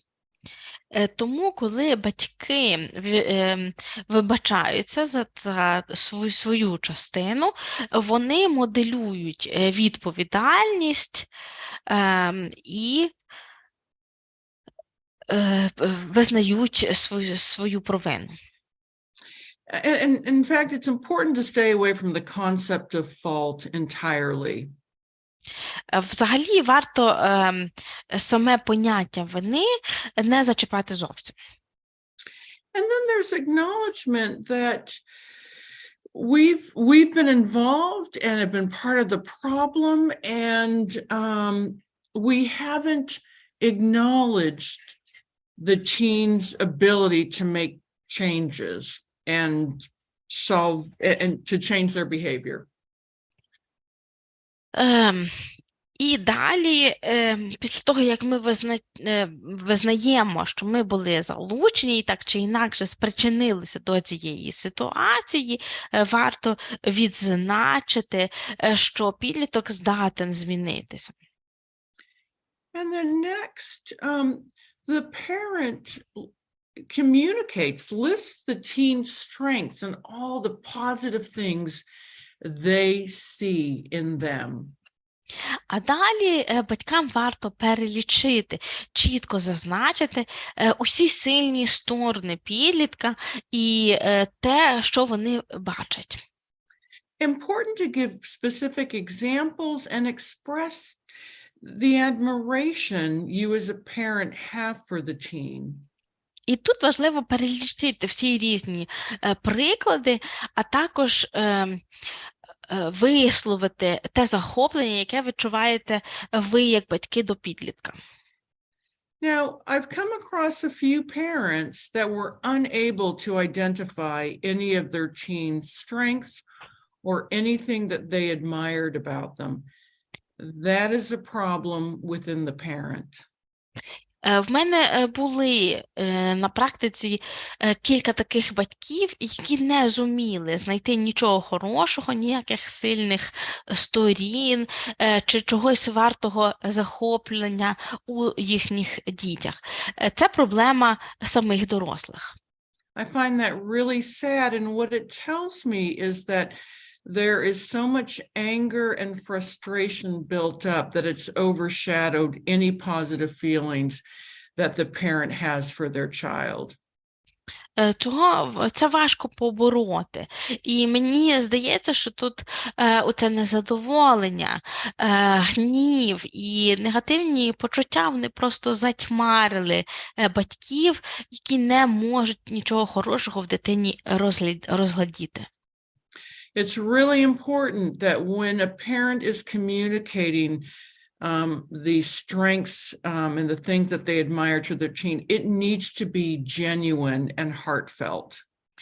Також важливо, що в той момент, коли батьки перелічують і визнають усі ті хороші і сильні сторони свого підлітка, то що це має бути щиро.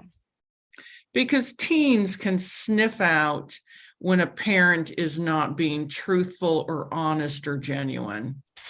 Бо підлітки просто нутром чують, коли батьки прикидаються, чи говорять неправду, чи взагалі поводяться нещиро. Okay, and then number 4, the parent clarifies that the things that the teen has and the activities he or she enjoys are privileges and must be earned. Ну і наостанок батьки мусять чітко роз'яснити, що ті речі, які підліткові подобається робити, це є привілеї, і їх ще треба заслужити. And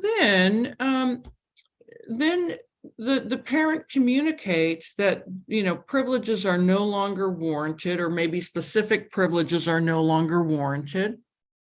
І тоді треба сказати, що привілеї більше гарантуватися не будуть, або якийсь конкретний привілей не буде.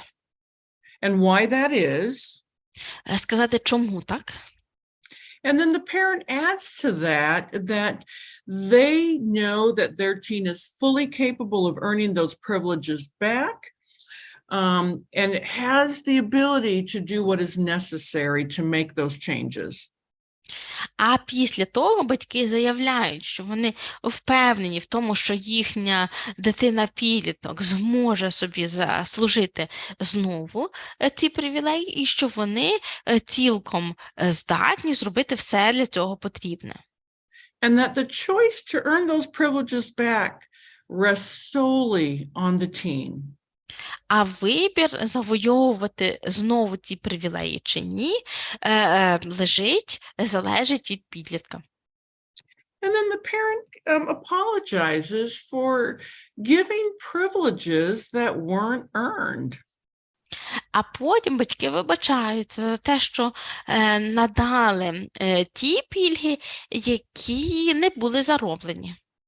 and for not holding the teen to high enough standards and taking away the opportunity for them to fail. І далі визнають, що, можливо, не судили своїх підлітків занадто за відповідними їм стандартами і не дали їм можливості провалитися. And that if, and that if teens don't have the right to fail, then they can't learn to succeed on their own. А не маючи можливості провалитися, зазнати невдач, підлітки, відповідно, і не будуть знати, як успіху досягати. And then state the behaviors from that list the parent made before the meeting about the behaviors that they want to see changed. І тоді знову треба оголосити той весь список, який уже був озвучений на початку, тої поведінки, яку треба змінити. Now, parents don't need to cover every single contingency. Кожного конкретного випадку тут перелічувати не треба. The bottom line should always be as we, the parents, request. Основний висновок тут завжди має бути: ми, як батьки, просимо. And then the next step is informing the teen of what privileges are being lost or what privileges are at risk of being lost. Ну і наприкінець треба чітко поінформувати підлітка, які привілеї вже втрачені, а які стоять під ризиком втрати. And in those situations where things have gone far enough to warrant this talk, privileges, at least some, if not all, should be revoked. Ну і наприкінці варто зазначити, що все зайшло настільки далеко, що постала потреба у цій розмові, і то тепер привілеї, принаймні деяких з них, буде забрано. You want to make it clear to the teen that this is not just another ineffective discussion with hope that talking will change things. You mean action. Тут треба дуже ясно зазначити підліткові, що це не ще одна розмова, в ході якої ми сподіваємося, що слова щось можуть змінити. Це є дуже такий чіткий заклик до дії і до змін. Okay, we're going to skip this. So then let's talk a little bit about, so you've delivered or the parents have delivered the talk. If privileges have been revoked, the teen is going to want to know what they need to do to get those back. Тепер розмову проведено. Якщо привілеї було забрано, їх було позбавлено, то підліткам тепер треба знати, що треба робити, щоб знову їх завоювати. So that's when parents introduce this idea of the gap. І тут батьки піднімають таке питання, як прогалина. So the answer will be, you'll get your privileges back when you earn them. Відповідь, звісно ж, тут буде: привілеї отримаєш тоді, коли їх заслужиш. And then parents must offer a path back to earning those privileges and to make sure that the teen is open and interested. І тут треба показати підліткові шлях, як можна знову завоювати ці привілеї, а також зробити так, щоб підліткові було цікаво їх завойовувати. So if the teen isn't interested in earning whatever privileges that have been removed, then parents run the risk of just continuing that same control battle with their child. Бо якщо підліткові не цікаво отримати назад якісь привілеї, які він втратив, то батьки просто далі будуть продовжувати оту битву за контроль.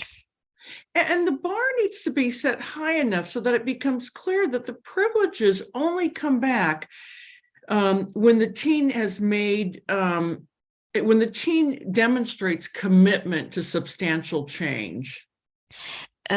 І планку треба поставити доволі високо, щоб дати зрозуміти підлітку. Привілеї повернуться тільки тоді, коли підліток застосує значні зміни, вдасться до змін. So being on their best behavior for a day or two is not setting the bar high enough. Таким чином, якщо хороша поведінка продовжуватиметься там день чи два, то це недостатньо висока планка. A week or two, depending, may not be long enough either. Також залежно від ситуації, навіть тиждень чи 2 тижні також може не бути достатньо довго. So again, the idea is thinking about how long is long enough to ensure that there is commitment to change, but not too long that the teen loses hope or interest. Тому тут треба знайти рівновагу, щоб тривалість ця була достатньою, щоб показати відповідальність і зобов'язання підлітка продемонструвати, а з іншого боку, не занадто довго, щоб вони не втратили, щоб підліток не втратив інтерес. Okay, so it can be really hard to make change and then to sustain change. Вдаватися до змін і потім підтримувати ці зміни є дуже складно. And oftentimes it's a lot harder to not do something than it is to do something. Дуже часто не робити чогось набагато легше, ніж робити щось. If parents set their goal to simply not argue, they might be able to hold out for a certain time, but then they're likely to give into temptation. Якщо батьки поставлять собі за ціль не сваритися, то якийсь час вони протримаються, але потім все одно здадуться. So if we stop and think about what fighting really is, якщо ми задумаємося, що ж таке сварка? So if we think about a fight that we recently had, say, with a partner, and ask oneself the question, what was it that my partner really wanted? Наприклад, згадаємо собі останню нашу сварку зі своїм партнером і поставимо собі таке запитання. А чого ж хотів тоді мій партнер? What was it that I really wanted? А чого ж я хотіла? Chances are, you both want to feel validated and understood and have your emotional needs met. Цілком можливо, що ви прийдете до відповіді, що вам обом хотілося визнання, розуміння і задоволення ваших емоційних потреб. And that's where validation comes in. Тут якраз і з'являється підтримка. Validation, acknowledging the feeling the other person is feeling. I can see why you're upset. Це є признання тих почуттів, які зараз відчуває інша людина. Наприклад, я бачу, що ти дуже засмутився. I can understand why you're frustrated. Розумію, чому ти такий незадоволений. So when we do that, we are taking time to acknowledge and express to the person that we see their feelings and we care, and that immediately lowers the temperature. Коли ми це робимо, то ми свого роду заявляємо іншій людині, що розуміємо те, що вона зараз почуває, і так якби висловлюємо це для неї. Це дозволяє знизити градус напруги. Validation can be a really important tool for stopping an argument before it even starts. Така валідація – це дуже хороший інструмент зупинити суперечку ще до її початку.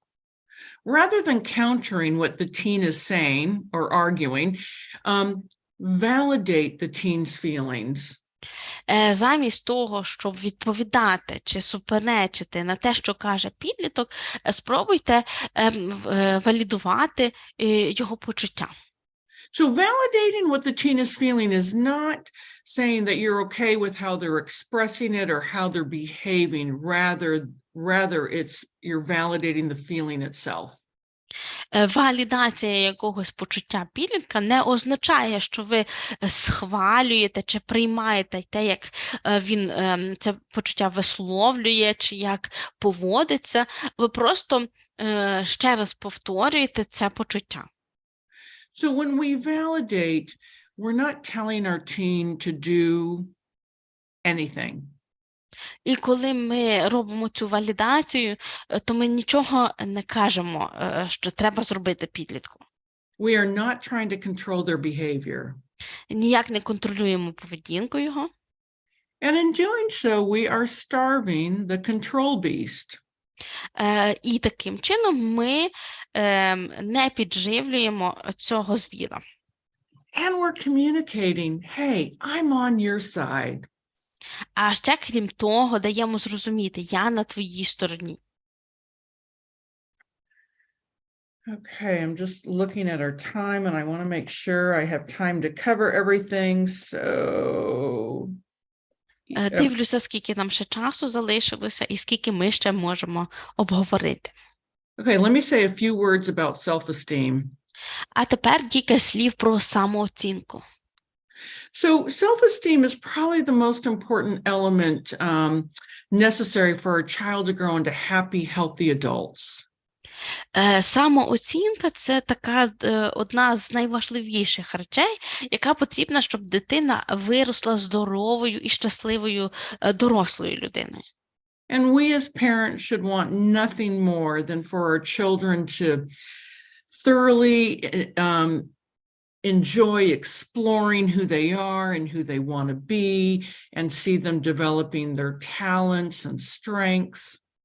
А ми, як батьки, не можемо бажати нічого кращого, ніж щоб дитина могла насолоджуватися процесом пізнання себе, розвитку своїх талантів, сильних сторін і вираження себе через них. We want to see our kids move forward with confidence and skill. Ми хочемо бачити, як наші діти зростають впевненими і вправними. And that's exactly what self-esteem is. It's confidence in our own worth and our own abilities. І це якраз і є самооцінкою. Це впевненість у власній вартості і власних здатностях. Kids who have poor self-esteem are more likely to enter into control battles. Can you say it again? Sorry. Yeah, teens who have poor self-esteem are more likely to enter into control battles. Підлітки, які мають низьку самооцінку, більш імовірно будуть вступати у боротьбу за контроль. And kids with poor self-esteem are more likely to move into adolescence and start, they're at higher risk of engaging in self-destructive behaviors. А також підлітки із низькою самооцінкою, коли вони доростають до підліткового віку, то вони більш схильні вдаватися до самопошкоджуючої поведінки. And parents can help their child develop healthy self-esteem by listening to them, by demonstrating that they value their thoughts and feelings. Батьки можуть допомогти дітям розвинути хорошу самооцінку, слухаючи їх, показуючи, що вони розуміють їхні цінності, їхні думки. And the second way that parents can help develop their child's self-esteem is helping to develop the child's abilities and strengths. Другий спосіб, як можна допомогти дитині розвинути хорошу самооцінку, це через різні способи, які розвивають здібності і сильні сторони тої дитини. We know that strong self-esteem encourages self-valuing positive behavior. Ми знаємо, що хороша самооцінка заохочує самоціннісну позитивну поведінку. So high self-esteem encourages self-valuing behavior by kids put forth strong effort, and then they get a good result, and then they get positive feedback, and then they feel good about themselves. Діти, що мають високу самооцінку, схильні вдаватися, застосовувати багато зусиль. Відповідно, вони отримують хороший результат, позитивний відгук на цей результат, а це також спричиняється до хорошої думки про самого себе. Conversely, kids who have poor self-esteem may feel as though, what's the point of trying? I can't do anything right anyway, and put forth poor effort. З іншого боку, діти зі слабкою самооцінкою можуть вважати, що який сенс навіть пробувати, все одно мені нічого не вдасться, і, відповідно, зусиль докладати не будуть. And then that poor effort yields a poor result, which then leads to negative feedback. Недостатньо докладених зусиль призводять до поганого результату, на який потім вони отримують негативний відгук. And then that further leads them to feeling bad about themselves, which feeds the poor self-esteem. І як наслідок вони потім незадоволені собою, і це ще підтверджує оцю низьку самооцінку. We're going to skip this. Okay, so let's talk a little bit about self-esteem and happiness. І тепер трошечки про самооцінку і щастя. A teen's lack of happiness can actually become the starting point of a control battle. Відсутність щастя для підліткам може стати вихідною точкою, щоб започаткувати оцю битву за контроль. I think we all tend to think, or many of us tend to think, that happiness just happens, that it's not something we can create or do for ourselves. Думаю, багато з нас вважають, що щастя – це те, що просто саме по собі стається. Ми ніяким чином не можемо його створити чи якось контролювати. But in fact, there are skills that can be cultivated to contribute and increase happiness in one's life. Але насправді існують певні навички, до яких можна вдатися, яких можна навчитися, які підвищують щастя у житті. So knowing what our strengths are, knowing what our weaknesses are, and being accepting of those can contribute to happiness. Знати, в чому наші сильні сторони, знати, в чому наші недоліки, і їх приймати – це є основа щастя. So to the extent that parents can help their children identify their strengths and come to some self-acceptance over their weaknesses or challenges, that can be useful to helping children learn skills for happiness. Те, що батьки можуть заохочувати і підсилювати сильні сторони своїх дітей, а також допомогти їм до певної міри прийняти свої недоліки чи слабкі сторони, уже може стати кроком на шляху до щастя. Helping your teen find a passion, something that they're interested in, helping them develop goals, is also a happiness skill. Допомогти підлітку знайти якусь пристрасть у житті і поставити собі ціль, яку він буде з радістю досягати, також допомагає відчуттю щастя. Having personal goals is important because they can help us map our way forward. Поставити собі якусь особисту ціль є дуже важливо, бо таким чином вона допомагає нам накреслити собі план руху вперед. Being part of a group and having group goals can create bonds and teach leadership skills. Приналежність до якоїсь групи і якісь групові цілі також допомагають сформувати взаємозв'язок і вчать певним лідерським навичкам. The ability to manage our own emotions is key to happiness.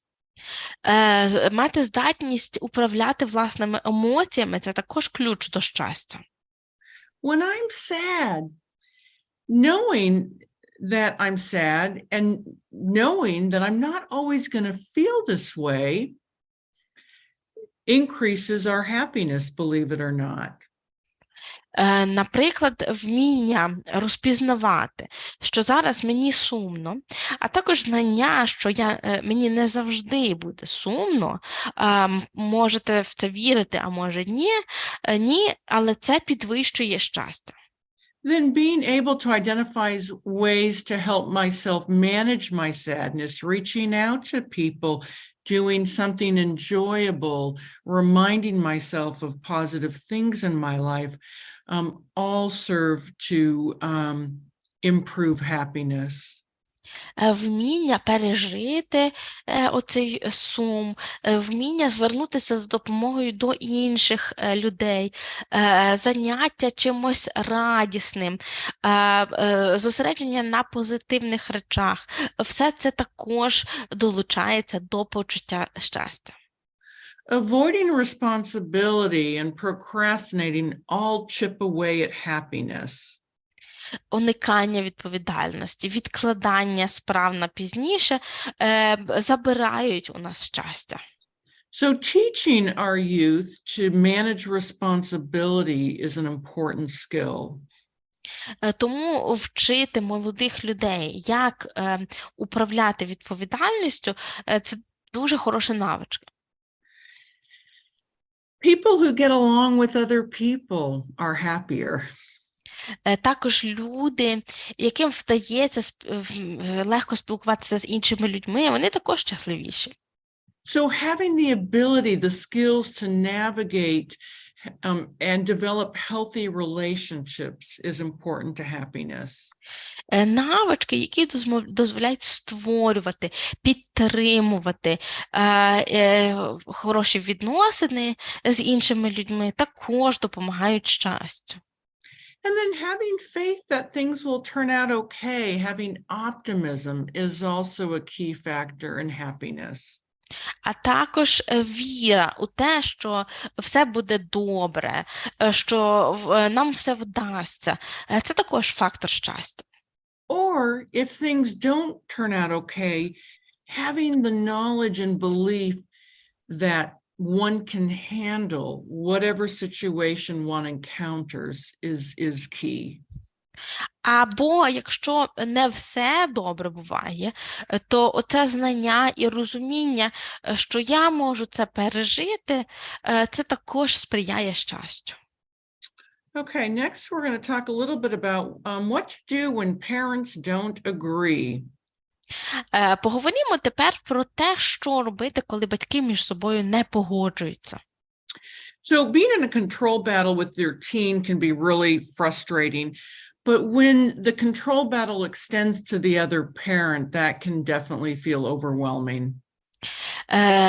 Вести боротьбу за контроль із підлітком уже доволі складно. Але коли за цей контроль доводиться воювати ще із іншим із батьків, то це вже може бути занадто.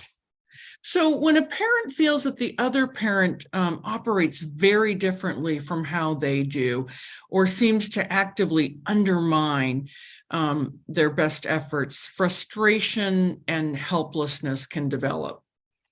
Коли один із батьків відчуває, що інший суперечить йому або підриває будь-які його зусилля, то це може призводити до незадоволення і безсилля.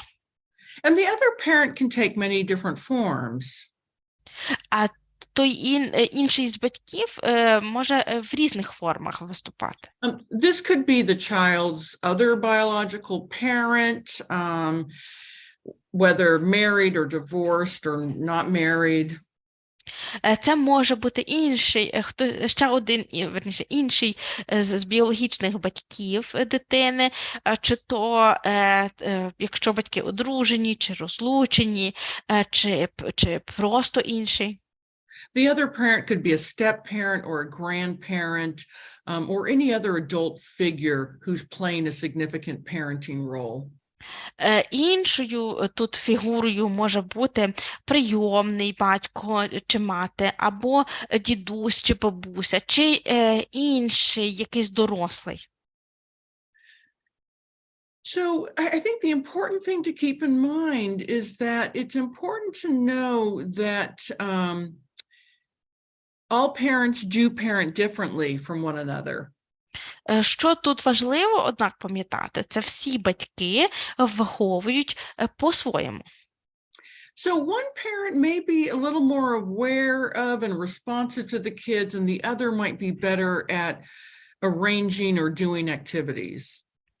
Можливо, хтось із батьків більш чуйний до потреб дитини, а хтось інший вміє краще організовувати і планувати різні види діяльності.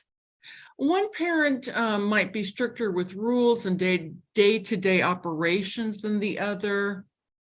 Хтось, один із батьків може серйозніше вимагати дотримання правил від дитини. One parent may be more nurturing and the other parent is more challenging. Хтось із батьків може бути більш чуйним, прихильним до дитини, а хтось може ставити перед дитиною виклик. One parent might simply be more available and therefore take the lead in the parenting role. Хтось, один із батьків, просто може проводити з дитиною більше часу і, відповідно, займе основну роль у вихованні дитини. These differences are very common, and they don't need to create parental discord or a parental control battle. Такі відмінності, вони часто трапляються, і вони не повинні би створювати якихось непорозумінь, чи тим більше битв за батьківський контроль. And so it's important that parents apply the same control battle principles to one another. Тому тут важливо, що один до одного батьки повинні застосовувати ті самі принципи боротьби за контроль. You know, and the way to do that is to not be reactive, not personalize, not focus on the other person's behavior. І що тут важливо не робити, це те саме, не бути реактивними, не персоналізувати і також не занадто фокусуватися на поведінці іншої людини. Use a positive tone, have a healthy vision for the other parent. Використовувати позитивний тон, створити позитивне здорове бачення для іншого із батьків. Okay, so let's see. All right, let's talk about the seriously out of control teen. А тепер поговоримо про підлітків, які серйозно злетіли з рейок. Okay, these teens may be abusing drugs, may be sneaking out, may be involved with the criminal justice system. Серед таких проблем тут може бути, наприклад, втеча з дому, зловживання наркотиків, судимість. They may be having promiscuous sex and putting themselves potentially at risk of victimization. Вони можуть займатися зараз, секунду, небезпечним сексом. Іншими словами, вони можуть поставити себе у небезпечне становище і у ризик скривдження. So they are operating outside any parental structure, rules, and expectations. They're out of control. Іншими словами, вони не дотримуються жодної структури, вимог чи правил батьків, тобто повністю виходять з-під контролю. So what now? І тепер що? You know, so it's important to think about, this didn't happen overnight. And how did a teen's behavior get this destructive? Тут важливо пам'ятати, таке за одну ніч не стається. То що ж привело підлітка до цієї деструктивної поведінки? There are family dynamics that contributed to this that didn't happen overnight. І так само є певна сімейна динаміка, яка до цього призвела, і яка також не сталася за одну ніч. And teens and parents have been in a control battle for a long time if this is what's going on. І якщо щось подібне відбувається, то батьки і підлітки уже дуже давно залучені у цю боротьбу за контроль. Or there may have been trauma or serious disruption to the teen's life that may have encouraged this behavior. Або, можливо, в житті підлітка була якась травма чи якесь велике зворушення, і це просто підштовхнуло його до цього. Or the teen may have been involved in substance abuse and without the parent's awareness, and then once the abuse is discovered, the trust has been broken. Або підліток зловживав якимись речовинами без відома батьків, і коли це було викрито, відповідно, довіра між ними втратилась. So there are barriers to taking action when this is the scenario. Є певні, якщо таке відбувається, то є певні бар'єри щодо того, які дії можна вжити. Some parents worry that if they try to set limits, it will make things worse and the teen will be even more out of control. Наприклад, дехто з батьків хвилюється, що якщо вони встановлять якісь обмеження, то дитина ще більше вийде з-під контролю. Or they'll rationalize their lack of response. Або вони раціоналізують свою відсутність дій. For example, if I confront him about his behavior, he'll explode and walk off, and I don't want to put the family through that. Наприклад, якщо я знову підніму питання його поведінки, то він вибухне, буде сварка на цілу сім'ю, а я не хочу знову, щоб всі це переживали. If I take her phone away, I'll lose all contact with her and I won't know where she is. А якщо я заберу у неї телефон, то не буду мати зовсім з нею зв'язку і не буду знати, де вона. She told me that the only thing that matters to her is her friends. If I try to restrict her, she'll run away. Then anything could happen. Вона мені сказала, що єдине, що в її житті важливо, це друзі. Якщо я буду її обмежувати, вона втече, і тоді бозна, що з нею станеться. So it's important to start with the talk. Важливо починати з розмови. I think when things are this bad, parents lose hope that things will ever get better. Коли речі заходять до такого доходять, то батьки вже просто не вірять, що щось може покращитися. But this lack of hope and lack of healthy vision only feeds the beast, only feeds the control battle. Але відсутність надії, відсутність позитивного бачення тільки годує цього звіра. Yes, things will get better, but they will take time. Так, усе зміниться на краще, але на це потрібен час. If parents commit to ending their participation in the control battle, things will turn around. Якщо батьки серйозно поставляться до того, щоб припинити свою боротьбу за контроль, то речі почнуть змінюватись. And the talk takes the same format as what we discussed previously. Розмова відбувається так само, як ми вже раніше з вами говорили.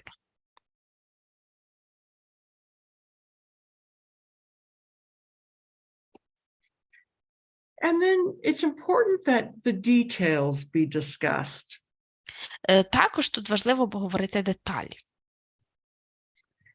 So the expectations about what the parent wants to see, such as closer, more engaged connection with school, needs to be reviewed. Тут треба знову ж таки детальніше переглянути сподівання, які батьки мають до підлітка, наприклад, виконання домашніх завдань і навчання. You can discuss what you as a parent plan to do to help support that plan. This is just an example. Це, звісно, приклад, але ви можете досить детально проговорити, що ви, як батьки, можете зробити, щоб цей план втілити в дію. It might include discussing the need for mental health treatment or substance abuse treatment. Можливо, є потреба обговорити якесь лікування психологічне чи лікування від зловживання різними речовинами. Your expectations may also, or the parents' expectations may also include spending more time with family, extended family members.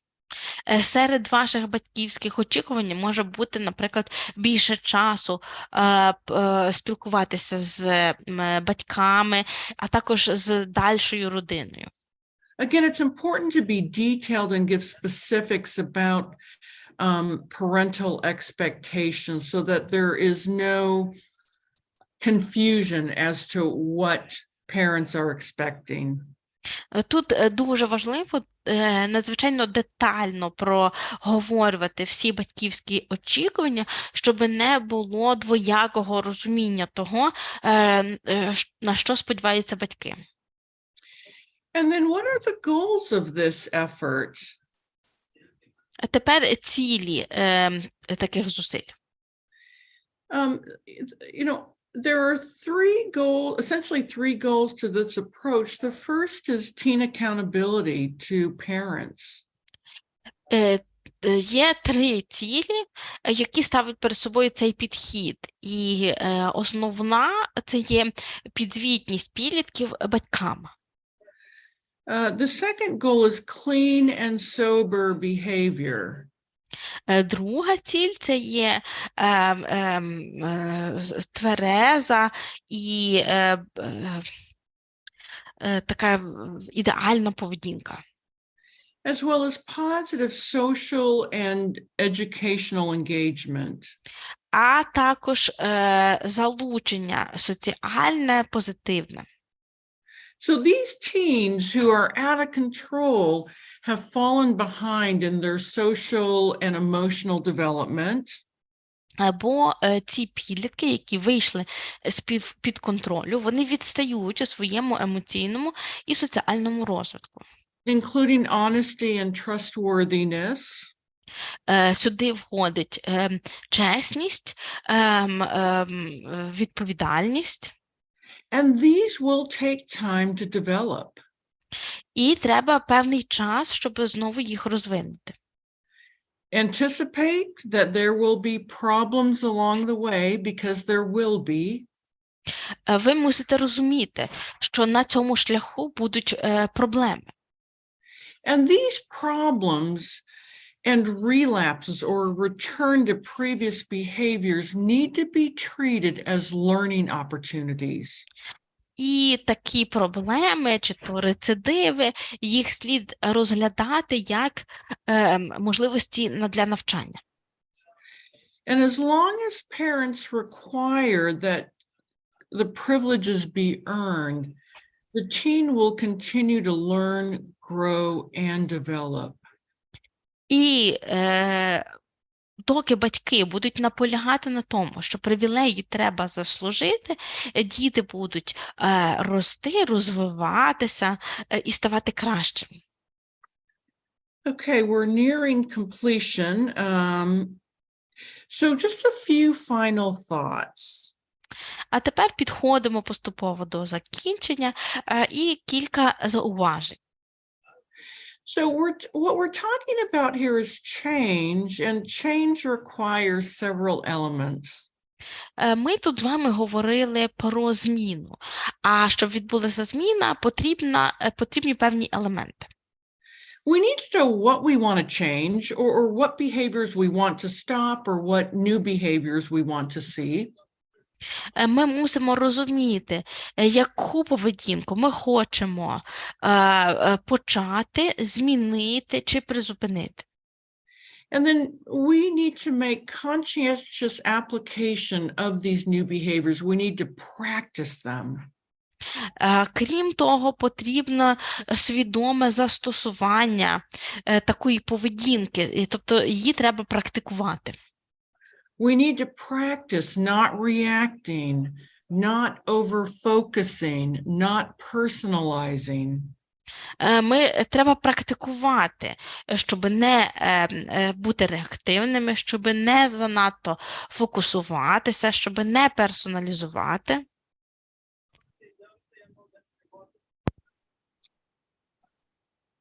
And then of the three ways that control battles are created, it's important that we think about which one we relate to most. І також, зважаючи на ці три способи, з яких будується боротьба за контроль, треба подумати, який із них найближчий нам. So is it reactivity? Is it focusing on the other person? Is it using a negative tone? Or is it all of the above? Чи це буде реактивність, чи це буде перефокусування, чи то буде вживання негативного тону, чи усе це разом? Okay, an exercise that therapists can have their patients do, or parents can do, is of the three ways that we create and maintain control battles. Вправу, яку дають терапевти батькам і своїм пацієнтам, це є можливість задуматися про три способи, якими виникає оця боротьба за контроль. Write down 2 or 3 things that are the most challenging, and that will offer the greatest opportunity for you as a parent or individual to change in the relationship pattern, and write that down on an index card.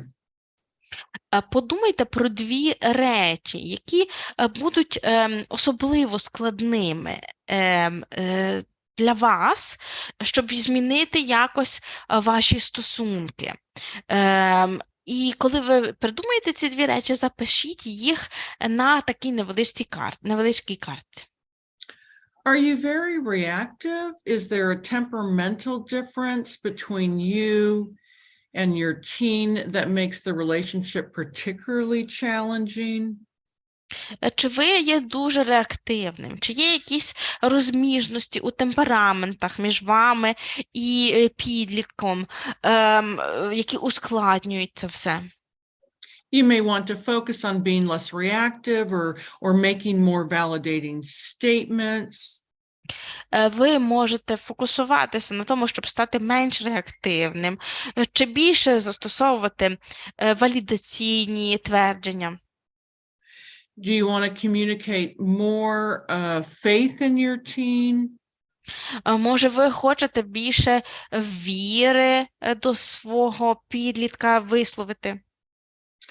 Or do you as a parent tend to be overly helpful and perhaps even other person focused? Або, можливо, ви, як мама чи тато, більше фокусуєтесь на іншу людину і занадто багато хочете допомагати. Your change efforts may need to focus on being clearer and establishing the standards by which privileges are earned. Зміна вашої поведінки полягатиме в тому, щоб дуже чітко висловлюватися і заснувати принципи, відповідно до яких можна здобувати привілеї. Do you bring a negative tone when setting limits or giving instructions? Чи користуєтеся ви негативним тоном, коли встановлюєте обмеження, чи даєте вказівки? Okay, now that you've written down the 2 or 3 things that are most challenging for you, write down specific behaviors that you will stop. Після того, як ви записали 2-3 речі, які для вас є найскладнішими, подумайте про поведінку, яку ви хочете припинити. And then write down the new behaviors that you will use. І запишіть нову поведінку, яку ви відтепер будете використовувати. Next, take out another card and make a list of your teen's good qualities. Далі візьміть нову картку і на ній запишіть список хороших якостей свого підлітка. So these are just a few examples. Тут кілька прикладів. And keep those 2 index cards with you and refer to them often as a reminder of what you're working on and all the great things about your teen. Тримайте ці картки при собі і постійно собі нагадуйте, над якими речами вам треба попрацювати і що хорошого є у вашому підлітку. Be kind to yourself and don't expect yourself to perform perfectly. Ставтеся до себе з добротою. Не сподівайтеся, що ви зразу будете робити все ідеально. Change takes time. Бо для зміни потрібен час. And not only do we need to be positive and have faith in our teens, parents need to be positive and have faith in themselves. Бо тут важливо не тільки бути позитивними і вірити у свого підлітка, так само важливо бути позитивними до себе і вірити у себе, батькам. Okay, and that concludes this talk. I don't know if there are any questions in the chat. На цьому я завершую свою доповідь. Зараз подивимося, чи є у нас запитання у чаті. No, none so far. Запитань немає. So I think if it's okay, we can conclude. Тоді, якщо ви не проти, будемо завершувати нашу зустріч. Thank you so much. Again, really nice to be here, and I appreciate your time and your participation. Ще раз хочу подякувати вам за те, що прийшли послухати мене, що виділили на це свій час і зусилля. Okay. Thank you, Tatiana, for your translation. Дякуємо, що мирилися із перекладом. Від імені Мар'яни і Центру здоров'я та розвитку коло сім'ї. Дякуємо вам усім за увагу, а також Лінді за чудесну лекцію. Thank you, Linda, on behalf of Mariana and all of the audience. Okay. Bye-bye.